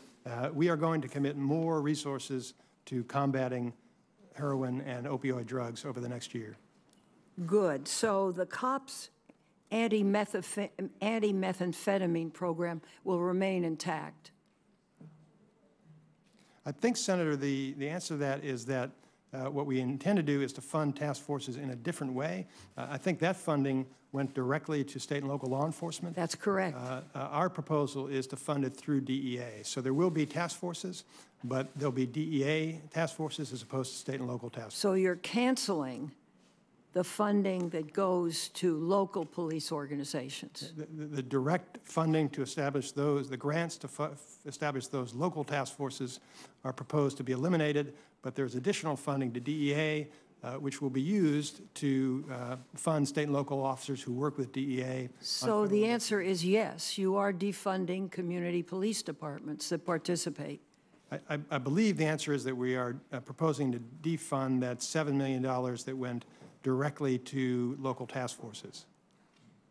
Okay, I just want you to know that in California alone, in the past few months, there have been 61 arrests, 428 kilograms of meth seized, 242 kilograms of heroin, 1,728 kilograms of marijuana, and 11 firearms.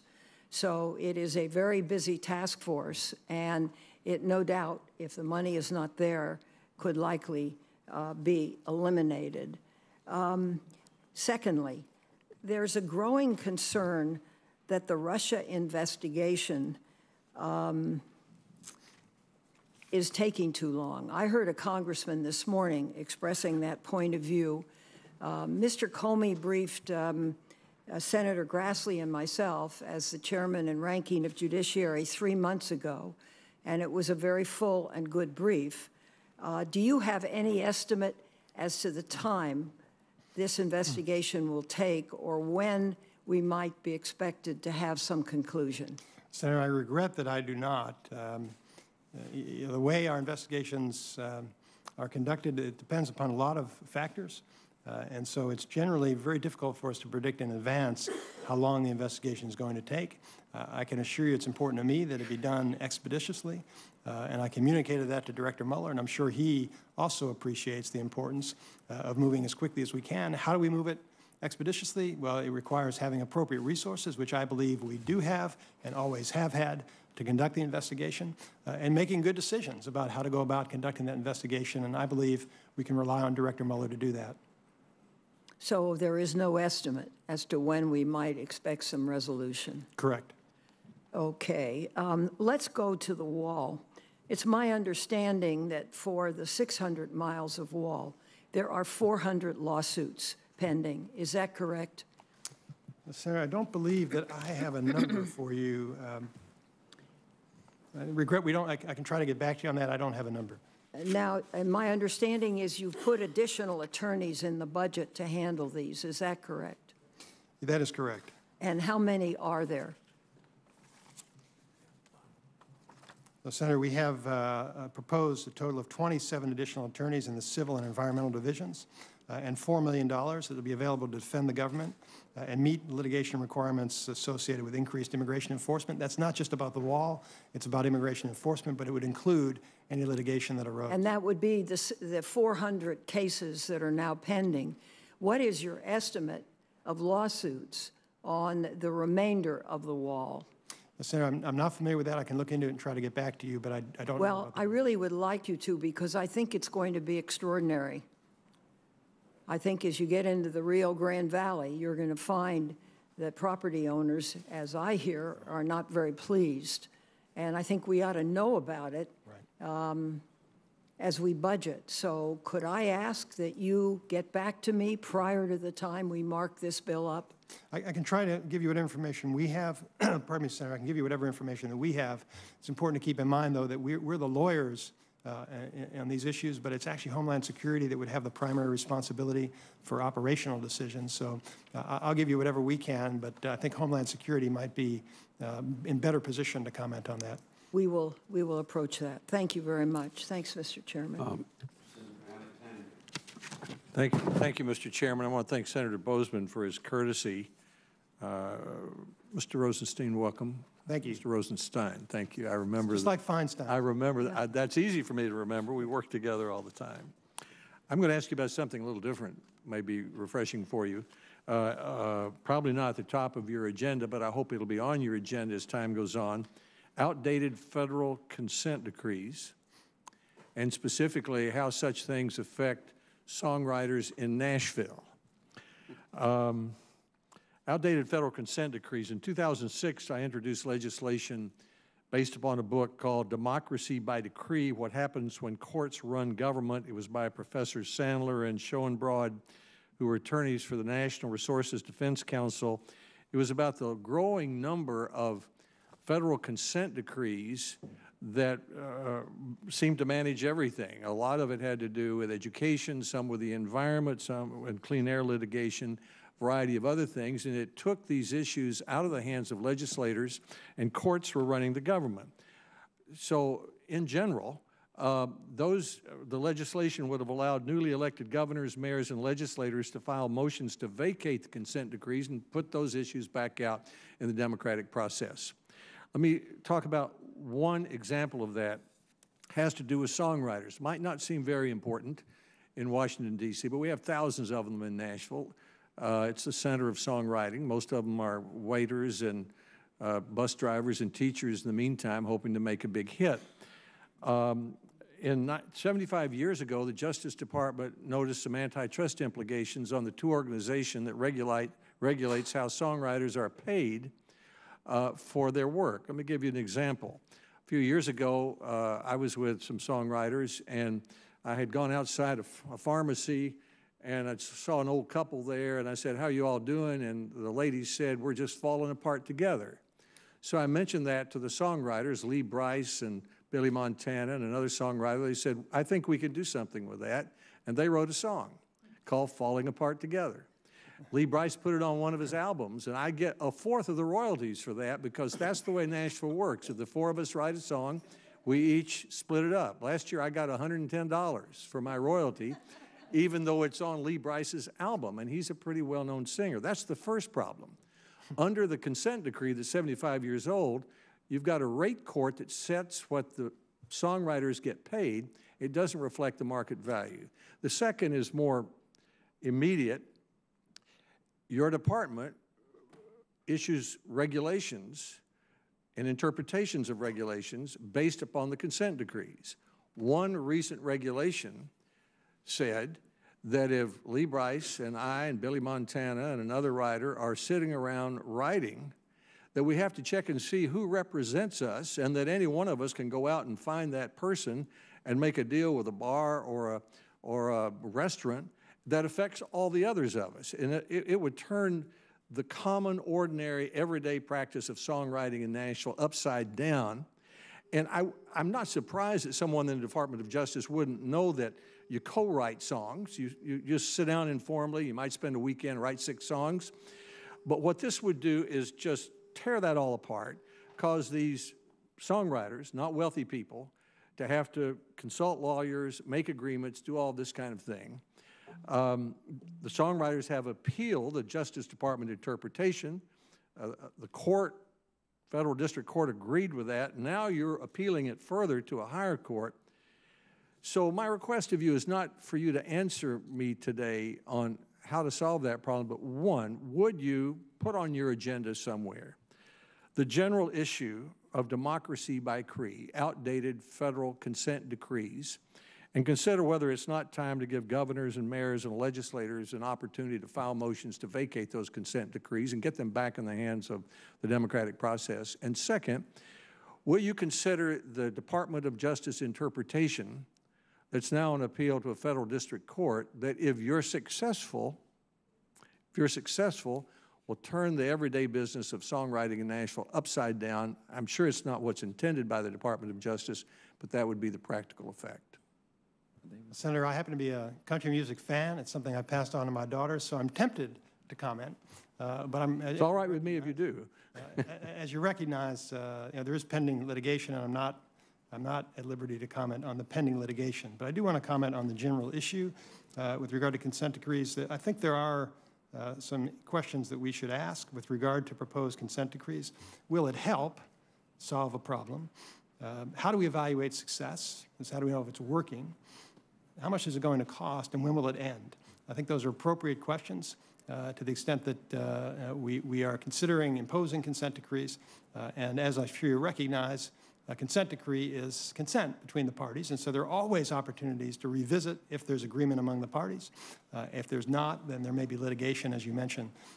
But I regret I don't have any opinion to offer on the proposed legislation, but I can assure you that we will, when there are consent decree issues in the department, we'll think very seriously about all those and other issues. I thank you for your answer. And the consent decree under which the lawsuit and the rate court are established was put in place in 1941. That seems to me to be too long to keep something out of the hands of the democracy. Thank you, Mr. Chairman. Senator Manchin. Mr. Rosenstein, it's good to have you here. And one of the pressing questions I have right now is, did the couple that was falling apart together get anything? There wasn't anything left after each of the 4 songwriters got $110 for the year. I understand. First of all, it's reassuring, sir, to hear that the system that you've put in place as far as the special prosecutor and Mr. Mueller, the confidence you have in him to do his job is quite assuring and comforting to all of us. Did you talk with Robert Mueller about his investigation and the resources that he might need to do his job the proper way? And do you feel he's sufficiently been supported in that effort? I have not. Under the regulation, it actually tasks the Assistant Attorney General for our Justice Management Division to consult with Mr. Mueller about resources and budget. That gentleman happens to be sitting behind me, and he has talked with Mr. Mueller about it. I have not, but I can assure you he's going to get the resources he needs to conduct that investigation. So there's not a concern there whether he'll be able to do the job the way he's intended to be done? Yes, he will. Okay. Mr. Rosenstein, could you be terminated without cause? Yes. And who would appoint your replacement as your position now, Deputy Attorney General? The President. So that's a possibility. Anything's possible, Senator. I understand. That's what we know. There's great concern in all of this, as you can tell, and I'm going to get another opportunity to talk to Attorney General Sessions in Intel meeting. So I know a lot of my colleagues here don't have the same opportunity, so they were a little bit concerned about him not being here. But I want to thank you for being here. In West Virginia, we have a devastating epidemic. We are a state that's got hit harder than any other state. We've lost more people per capita than any other state. We're doing everything humanly possible. We can't do it without the help of Attorney General's office, Department of Justice, everyone else is involved. I guess I would ask, what is your main approach to fighting the war on opiate addiction? Yes. Well, thank you, Senator. This is an extremely high priority for me, and I'm very familiar with the opioid challenges in West Virginia. In fact, the U.S. attorneys in the Obama administration worked very closely with me on these issues and participated with us in meetings that we held in Baltimore and in the Capital Region about the opioid challenge, because some of the drugs that are in West Virginia are sourced to Baltimore, and so we had cases in common. And I'm aware of just how serious a problem this is in West Virginia. I have talked with the potential candidates for U.S. Attorney in your state and in others, and this is one of the issues that I talk about, that this is going to be one of the high priorities of this administration. I know you're aware that Attorney General Sessions actually traveled to Charleston in May. He gave opening remarks at the DEA 360 Heroin Opioid Response Summit, and as I mentioned earlier, this 360-degree strategy recognizes the need to work in coordination with state and local officials, and it recognizes it's not just about law enforcement, it's about engaging all the community resources that we need to deter people from becoming drug addicts. And so we won't Sir, if I could just, because I know our time, but I want you to comment on this. In Kermit, West Virginia, a little town in Mingo County, Kermit, West Virginia, population of 392 people. Out-of-state drug companies, basically, which are supply houses, legitimate businesses, sent 9 million highly addictive hydrocodone over 2 years to a town of 392 people. That's where we need, I mean, it's just unbelievable what's being sent. And of course, you know, we have an awful lot of ongoing suits going on right now against the drug suppliers. Are you all involved in those?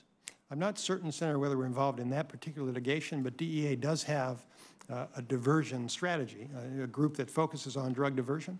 And we are certainly aware that a significant proportion of our opioid drug problem is a prescription drug problem. That is, drugs that are diverted from legitimate uses or are overprescribed to addicts. And that is a significant portion of the problem. And so I believe we need to work with the pharmaceutical manufacturers, distributors, pharmacists, and doctors, and identify folks who are overprescribing and make sure that we hold them accountable. And my final one, because my time is running out, drug courts have had a tremendous impact on us, and we think it's been very positive.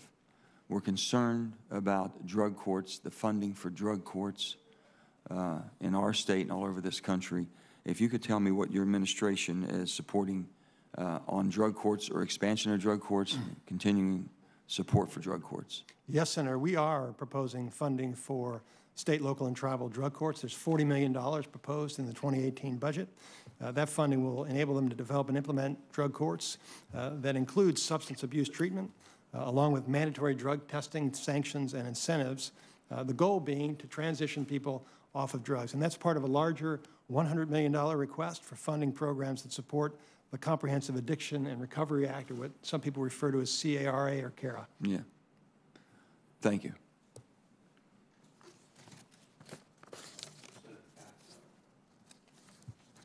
I think Senator Bozeman is in front of me. He's just yielding right and left. Okay. Thank you. Thank you, Mr. Chairman, and thank you, Deputy Attorney General, for being here. Mr. Rosenstein, I want to follow up on something my colleague from West Virginia began, which are the resources for the special counsel. You said, and you've said more than once, that you anticipate and that you know that the resources that will be needed to do a full investigation will be there in full measure for the special counsel, correct? Yes. What kind of oversight do you, because we know as appropriators and as folks who are looking over budgets that one way to squeeze or change the direction is to have tighter oversight or to squeeze down on the resources available. Do you have the ability to do that, or do you tell Director Mueller that he can basically have whatever resources he needs to have? Who has the oversight over his budget, or is there such a thing? Senator, I think within limits, he has oversight of his budget. Our administrative officers, Justice Management Division, I'm sure if they felt there was something inappropriate, they'd bring it to my attention. But I don't expect that to happen. I think that the resources will be reasonable and that there will be no dispute as to what he needs. Or I would anticipate that as well, but thank you for that answer. I was going to go to drugs because that's a big issue, so I'm going to go. We just had Attorney General Sessions in the state of West Virginia to talk about DEA 360. Seems to be a good program that's gotten off to a great start in our state, which we have, as you're well aware of, much needed assistance. After the addiction, unfortunately, to painkillers, many people are moving to heroin. Much of this heroin is laced with fentanyl. Fentanyl's coming in, and it's believed to be coming in also through the U.S. mail from China. What is your department doing on that particular aspect?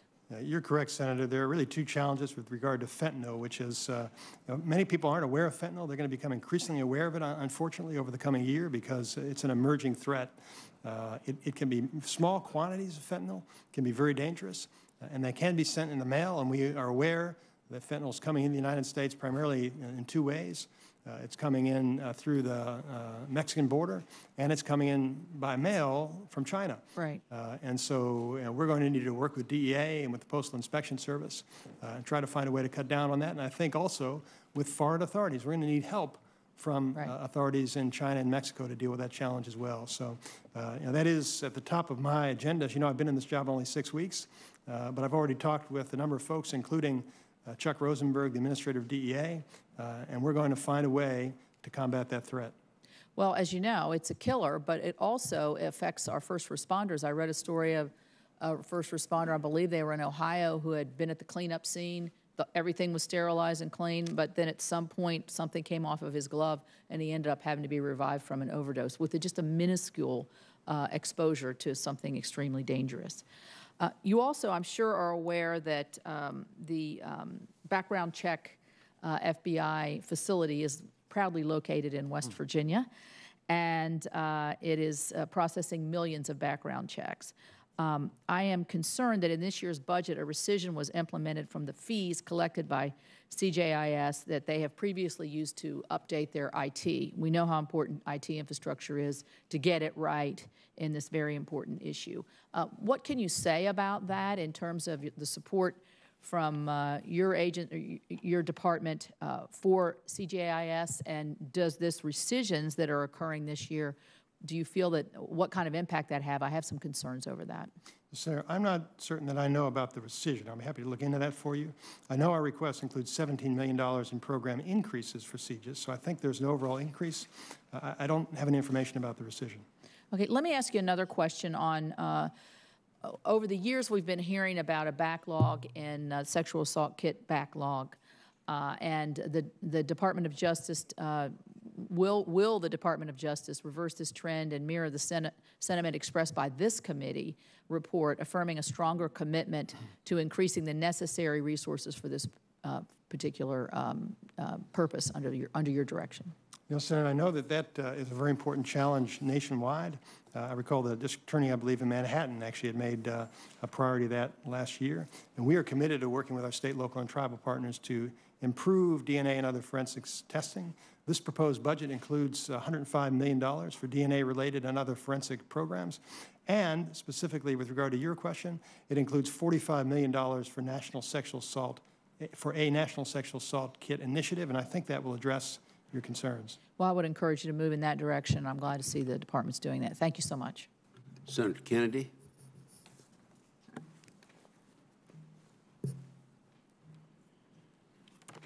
Mr. Rosenstein, welcome. Thank you. The Justice Department sent letters to 9 jurisdictions alleged to be so-called sanctuary cities under 18 U.S.C. Section 1373. Where are we on that? Senator, I believe we actually sent letters to 10 jurisdictions, and these were jurisdictions that had been identified by the Inspector General last year as jurisdictions that the Inspector General believed may have been in violation of Section 1373, and thereby potentially in violation of their obligation under grants to comply with federal law. And so we notified all 10 localities that they needed to certify to us that they were in fact complying with Section 1373. I believe we gave them until June 30th. And as of yesterday, we'd heard back from 3 that certified that they were in compliance. And so there's 7 that have not yet responded. But I anticipate, I hope, that we will have those responses by the end of the month. Which 3 have you heard back from?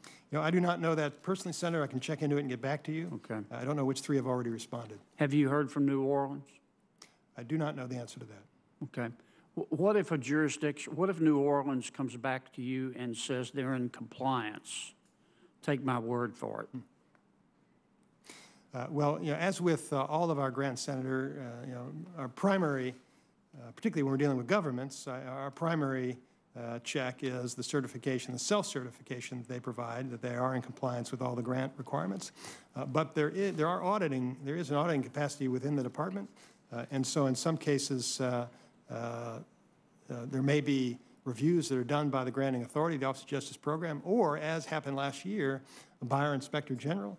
And if they found violations, we would have to deal with you know, the implications as we do in ordinary grants. I mean, as U.S. Attorney, I dealt with matters in which grant recipients had violated provisions of the grants, and then the question arises of, you know, what's the appropriate remedy? So, you know, so there is the potential for auditing and oversight of those certifications, but primarily we expect people, when they certify they're in compliance with the law, we expect them to be truthful about that. And I do want to let you know, Senator, that I do have, I just received from my staff a report that New Orleans is one of the 3 that has responded and has certified that it is complying. The other 2 are Clark County, Nevada, and the state of Connecticut.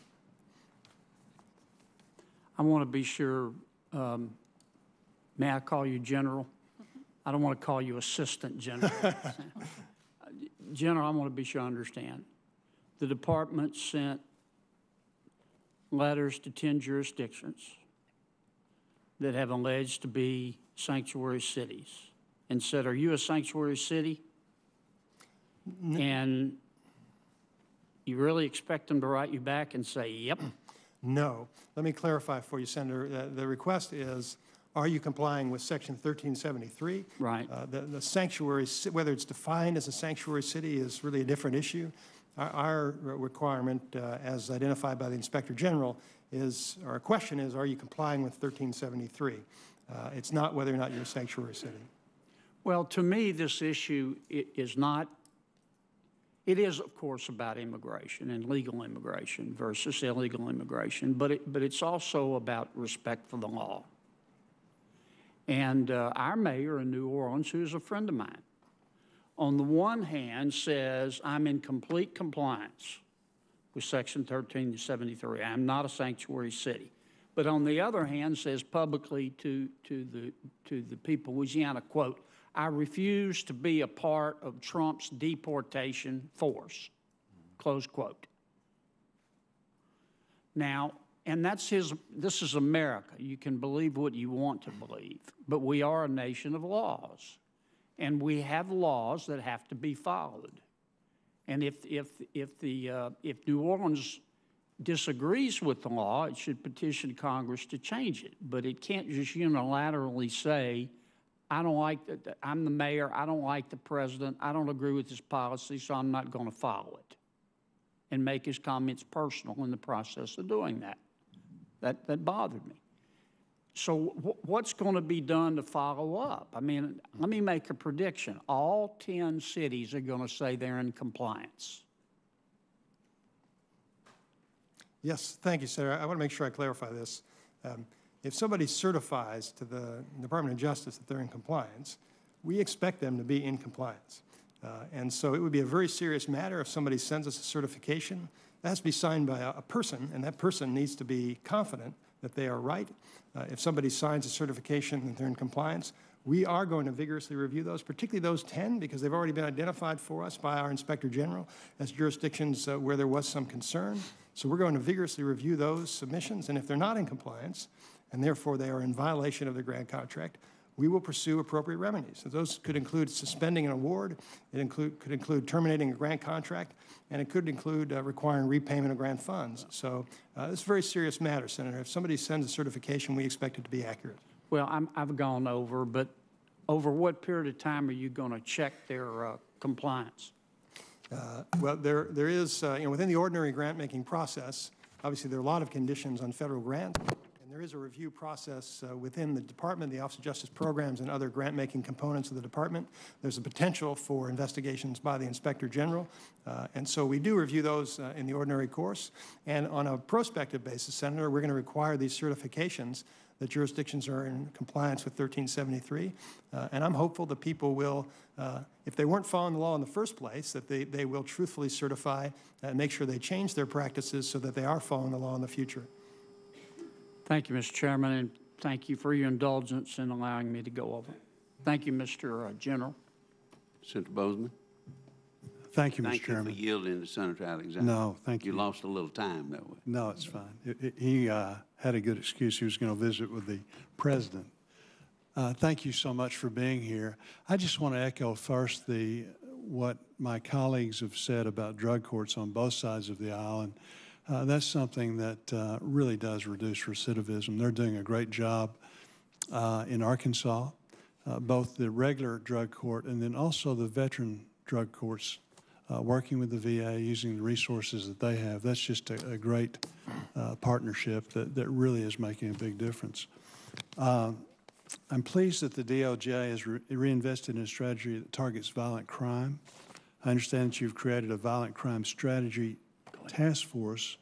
Can you elaborate on the details, including what agencies are playing what roles, and do you have the necessary resources that you need to carry out the mission, which is so very, very important? Yes, thank you, Senator. With regard to violent crime, as I know you're aware, in 2015, violent crime increased by more than 3%, which, just to put that in context, is the largest one-year increase we've experienced since 1991 nationwide.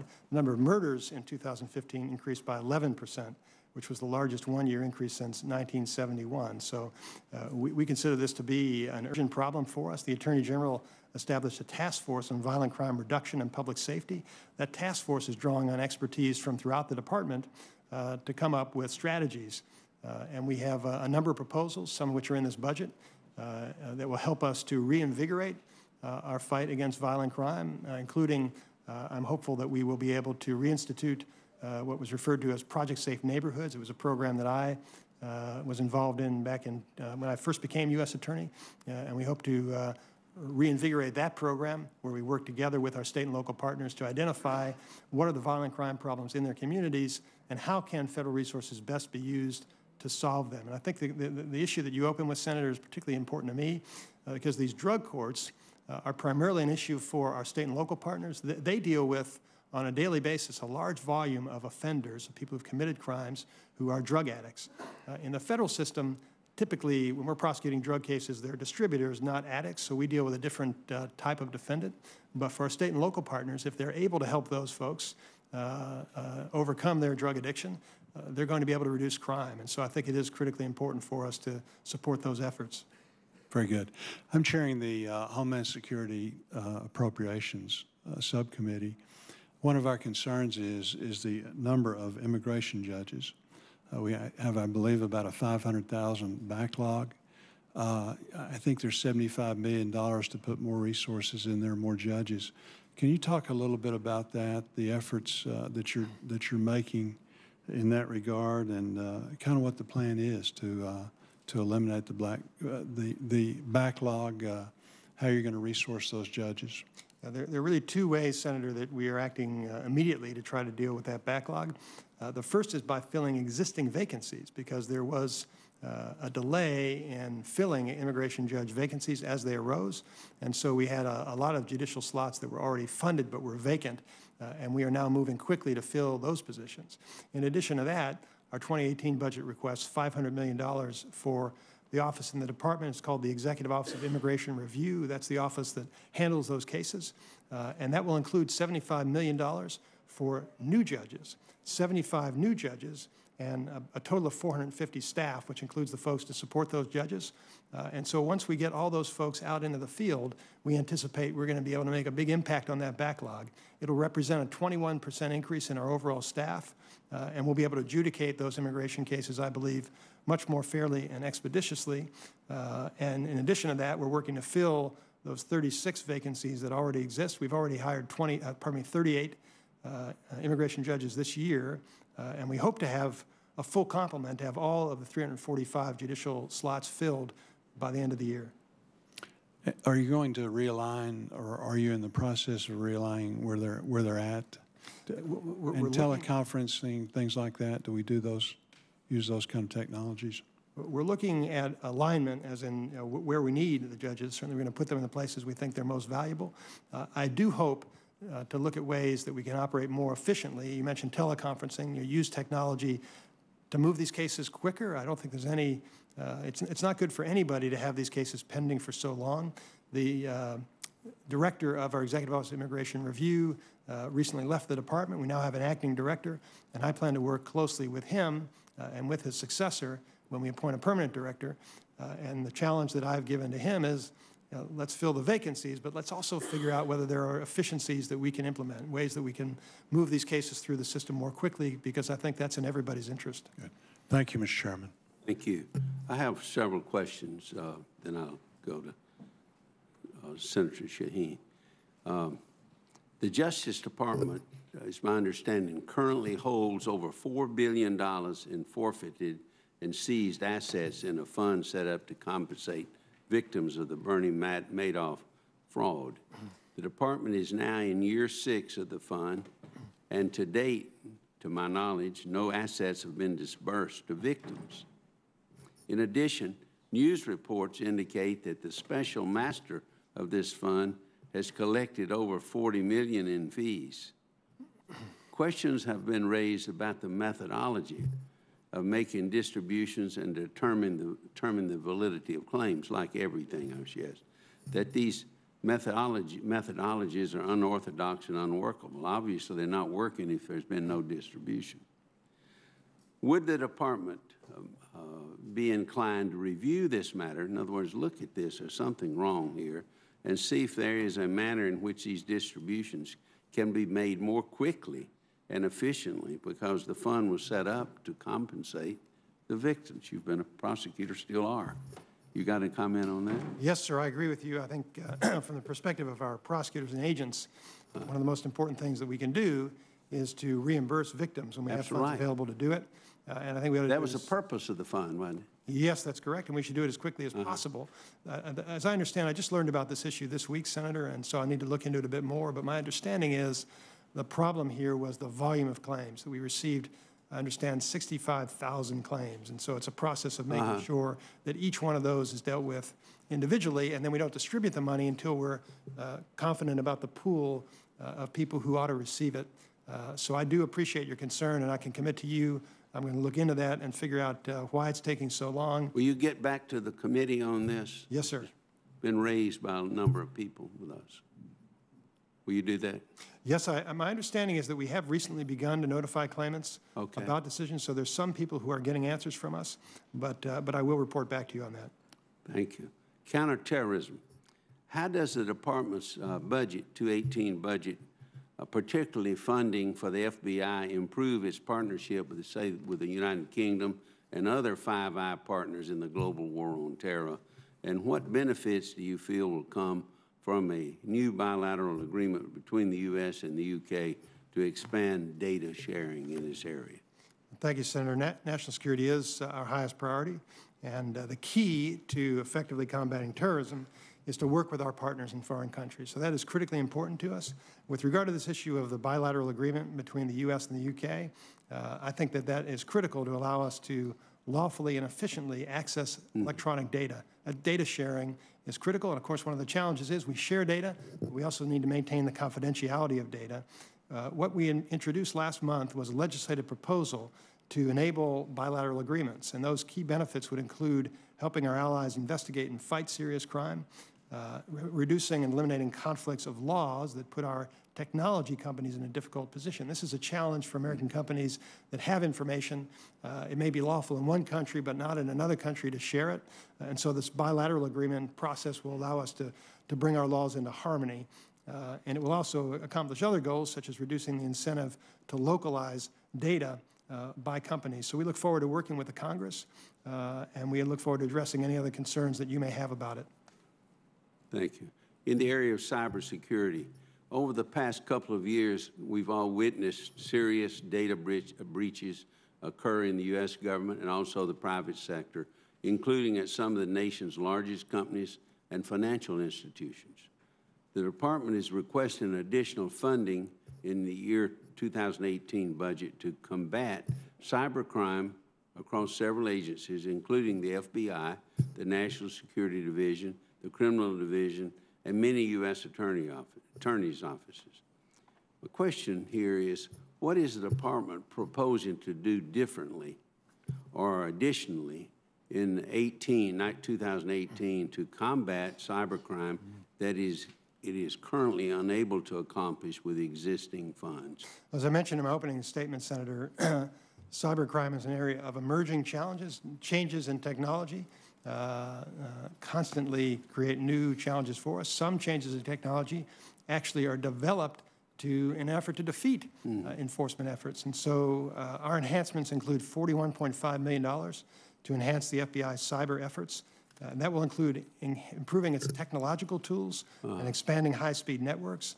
It includes $20 million to address threats posed by foreign intelligence and insiders, and $22 million to address this going dark problem, which I think is our most significant law enforcement challenge. But you have a heck of a challenge here, do you not? Yes, we do, and we have extraordinarily talented agents and prosecutors and support personnel, but this technology, Senator, is a tremendous challenge for us because they're always trying to stay a step ahead of us. Senator Shaheen. Thank you, Mr. Chairman. Mr. Rosenstein, I very much appreciate the statements that you've made here this morning about your commitment to addressing the heroin and opioid epidemic. As you may be aware, in New Hampshire, we are second only to West Virginia in terms of the percentage of overdose deaths we have. And this year, sadly, we have seen carfentanil arrive in New Hampshire and have had 6 people die in the state from carfentanil. And I understand that the department is looking at reprioritizing efforts to address drug enforcement. But I guess I just disagree with you in a couple of areas. One is on eliminating the COPS Anti-Heroin Task Force grant program. Senator Feinstein talked about her efforts to start a focus on meth, which has been successful. It was looking at that successful model that Senator Leahy and I did in trying to direct some support to local law enforcement. And while I think a lot of our DEA agents and our federal law enforcement officials, they do a great job, we just don't have as many of them in New Hampshire as we do local law enforcement. And we need to provide some resources for local law enforcement because they're the people who day in and day out are actually on the front line. So I would urge you to go back and rethink whether eliminating that task force, the Anti-Heroin Task Force grant program, is really in the interest of what we're all trying to accomplish. And I would also ask what you're doing to address you talked about meeting with China to look at what we're seeing in mail order drugs that are coming into the United States. There was a story this weekend by the New York Times reporting on the dark web that is being used to sell synthetic drugs and opioids like fentanyl. Can you tell me what you're doing to shut down those sites? Yes, Senator. First of all, with regard to the task forces, I completely respect your view on that. The point I'd simply like to make is we have different ways of addressing the same issue, but we are committed to spending more resources on heroin and opioid drugs. Can I just interrupt you, because the other issue that has been brought up by several of my colleagues has been the drug courts, which we have found to be very effective in New Hampshire, and yet you've reduced funding for drug courts in the 2018 budget. I had the number. I'm not certain about the reduction in drug courts. From 43 million to 40 million. Okay, right. And while it's may not seem like a lot of money in New Hampshire, that's a lot of money. Yep, I understand. Oh, it's a lot of money to me too, Senator, but I think it does reflect nonetheless a commitment. That $40 million does reflect our confidence that that program can be effective, and I'm sure that if that program is funded, I'll work with the Office of Justice Programs. I know I'll work with the Office of Justice Programs to make sure it's spent effectively. To address your question about China, as I said, I've been in this job for 6 weeks.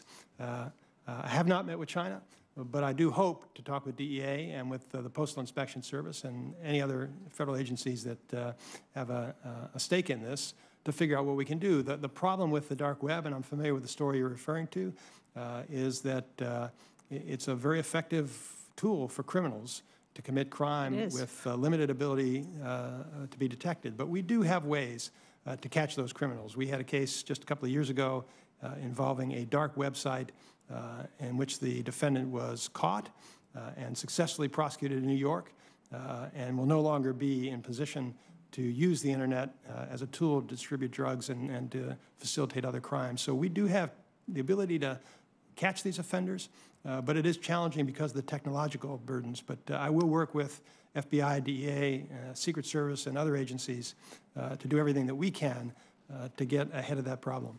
Thank you. And if there are legal changes in policy that need to be made, I hope you will share that with us so we can try and support your efforts.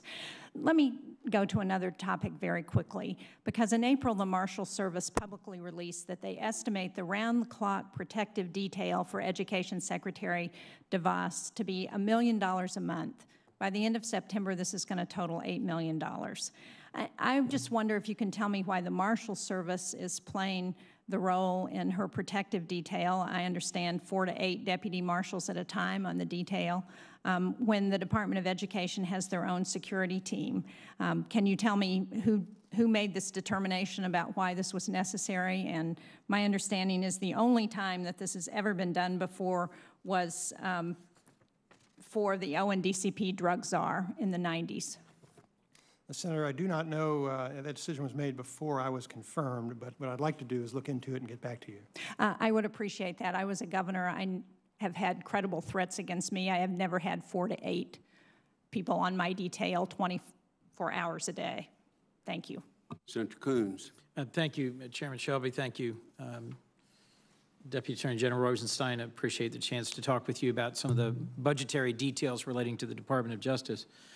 First, just to follow up on a number of senators who've talked with you about fentanyl and the heroin crisis, I just commend to you the STOP Act, a bipartisan bill led by Senators Portman and Klobuchar. Many of us are co-sponsors, myself included, that tries to deal with some of the issues around the shipment of fentanyl into the United States and strengthen some of our postal inspection abilities. On an Appropriations Subcommittee where I'm the ranking, we have responsibility for the Office of National Drug Control Policy. It's not the subject of this hearing today, but I do intend to push back on the elimination of funding because I think their HIDTA program has been particularly helpful. The Bulletproof Vest Partnership is a program I've long supported, and it's given roughly 13,000 jurisdictions bulletproof vests that are anatomically appropriate, current best technology, where the federal role is making sure that they are high-performing bulletproof vests, and they have literally saved the lives of law enforcement officials, some of whom I know personally from my home state. I'm pleased the request maintains funding for this important program, but the request makes it a carve-out in the Justice Assistance Grants rather than being funded separately as has been the case in the past. Similarly, the Body-Worn Camera Partnership is a carve-out of the Justice Assistance Grant program. So effectively, these two programs would cut Justice Assistance grants by $45 million by carving them out rather than having them separately funded, on top of the $71 million cut that's clearly shown in the request. In a budget focused on addressing violent crime and supporting law enforcement, why did the administration slash resources for state and local law enforcement by making the Bulletproof Vest Partnership and the Body-Worn Camera Partnership a carve-out of the larger JAG program rather than funding them separately? Senator, my understanding is that we have recommended $22.5 million for that Bulletproof Vest program, which I agree with you is important. And as you point out, it actually is consistent with the amount that was allocated in over the last 2 fiscal years. With regard to, my understanding is it's set aside. It is set aside within the Burn JAG program. So I don't know the technical reasons for that, but I can tell you that I think it's an important program, and you know, the budget does propose to spend $22.5 million on those vests, and if approved, I'm sure we will. I look forward to working with you to ensure those resources are available in a long-term and predictable way. I just was pointing out that the reduction in Burn JAG, which I think 50 senators joined a letter opposing a reduction in that, is even greater because these are programs previously separately funded. My hometown of Wilmington is one of a number of cities where we've seen a significant spike in violent crime, and the Violence Reduction Network was an effective, high-impact partnership between federal law enforcement and local law enforcement. Just to give one example, we saw homicide clearance rates jump from below 20% to above 50%, and I want to specifically thank again OJP's Bureau of Justice Assistance and their hardworking team for their efforts. It made possible John Skinner, who is a Baltimore PD leader, coming to Wilmington and coordinating a whole series of different federal law enforcement interventions that were cumulatively very powerful. In your response to my questions for the record in your confirmation hearing, you said reducing violent crime would be a top priority for you, and you'd review the funding mechanisms and available resources. Will you commit to ensuring federal resources continue to assist cities like Wilmington who've partnered, who've made progress, who've shown themselves to be good partners with federal law enforcement through programs like VRN in the past? Yes, Senator. In fact, John Skinner, I knew John from Baltimore, and I worked with the department in the VRN rollout, and I'm very pleased that the program was effective in Wilmington. We are funding, we're requesting funding of $5 million for the National Crime Reduction Assistance Network, which is the formal name of VRN, or the Violence Reduction Network. And I think that really is a very important opportunity for cities to consult directly with the department and with national and international practitioners and researchers. People have proven track records and can bring best practices to local jurisdictions, because we have a lot of extraordinarily committed law enforcement officers out there, police chiefs and sheriffs, who welcome the assistance, the insights that can be provided from somebody who comes in and takes a fresh look and brings ideas that may be working in other places. So I strongly support that program. We have a symposium, I believe it may be even next week, a symposium that is part of our violent crime initiative, and I do intend to make that a priority. Well, thank you. And anything we can do to appropriately partner between federal law enforcement and some of the municipalities in my home state that continue to see sustained, elevated, stubbornly difficult levels of crime. If anything, they've gotten worse in the past year. We have new leadership in the city and in the city police department. We have dedicated law enforcement officers, and our previous chief was also quite responsive, as the VRN success shows. But we need to continue to engage on this, and I appreciate the investment in learning from and carrying forward what VRN was able to do. Thank you. Thank you. Thank you, sir, for appearing here today. And if there are no further questions this afternoon, senators will have ability to submit additional questions for the record, and which would be part of the hearing record, and we'd request the Department of Justice answer those questions, because some of the senators were in other committees today. This subcommittee stands in recess until Thursday, June the 29th at 10 a.m., when we will take the testimony of Acting NASA Administrator Robert Lightfoot. Committee is adjourned.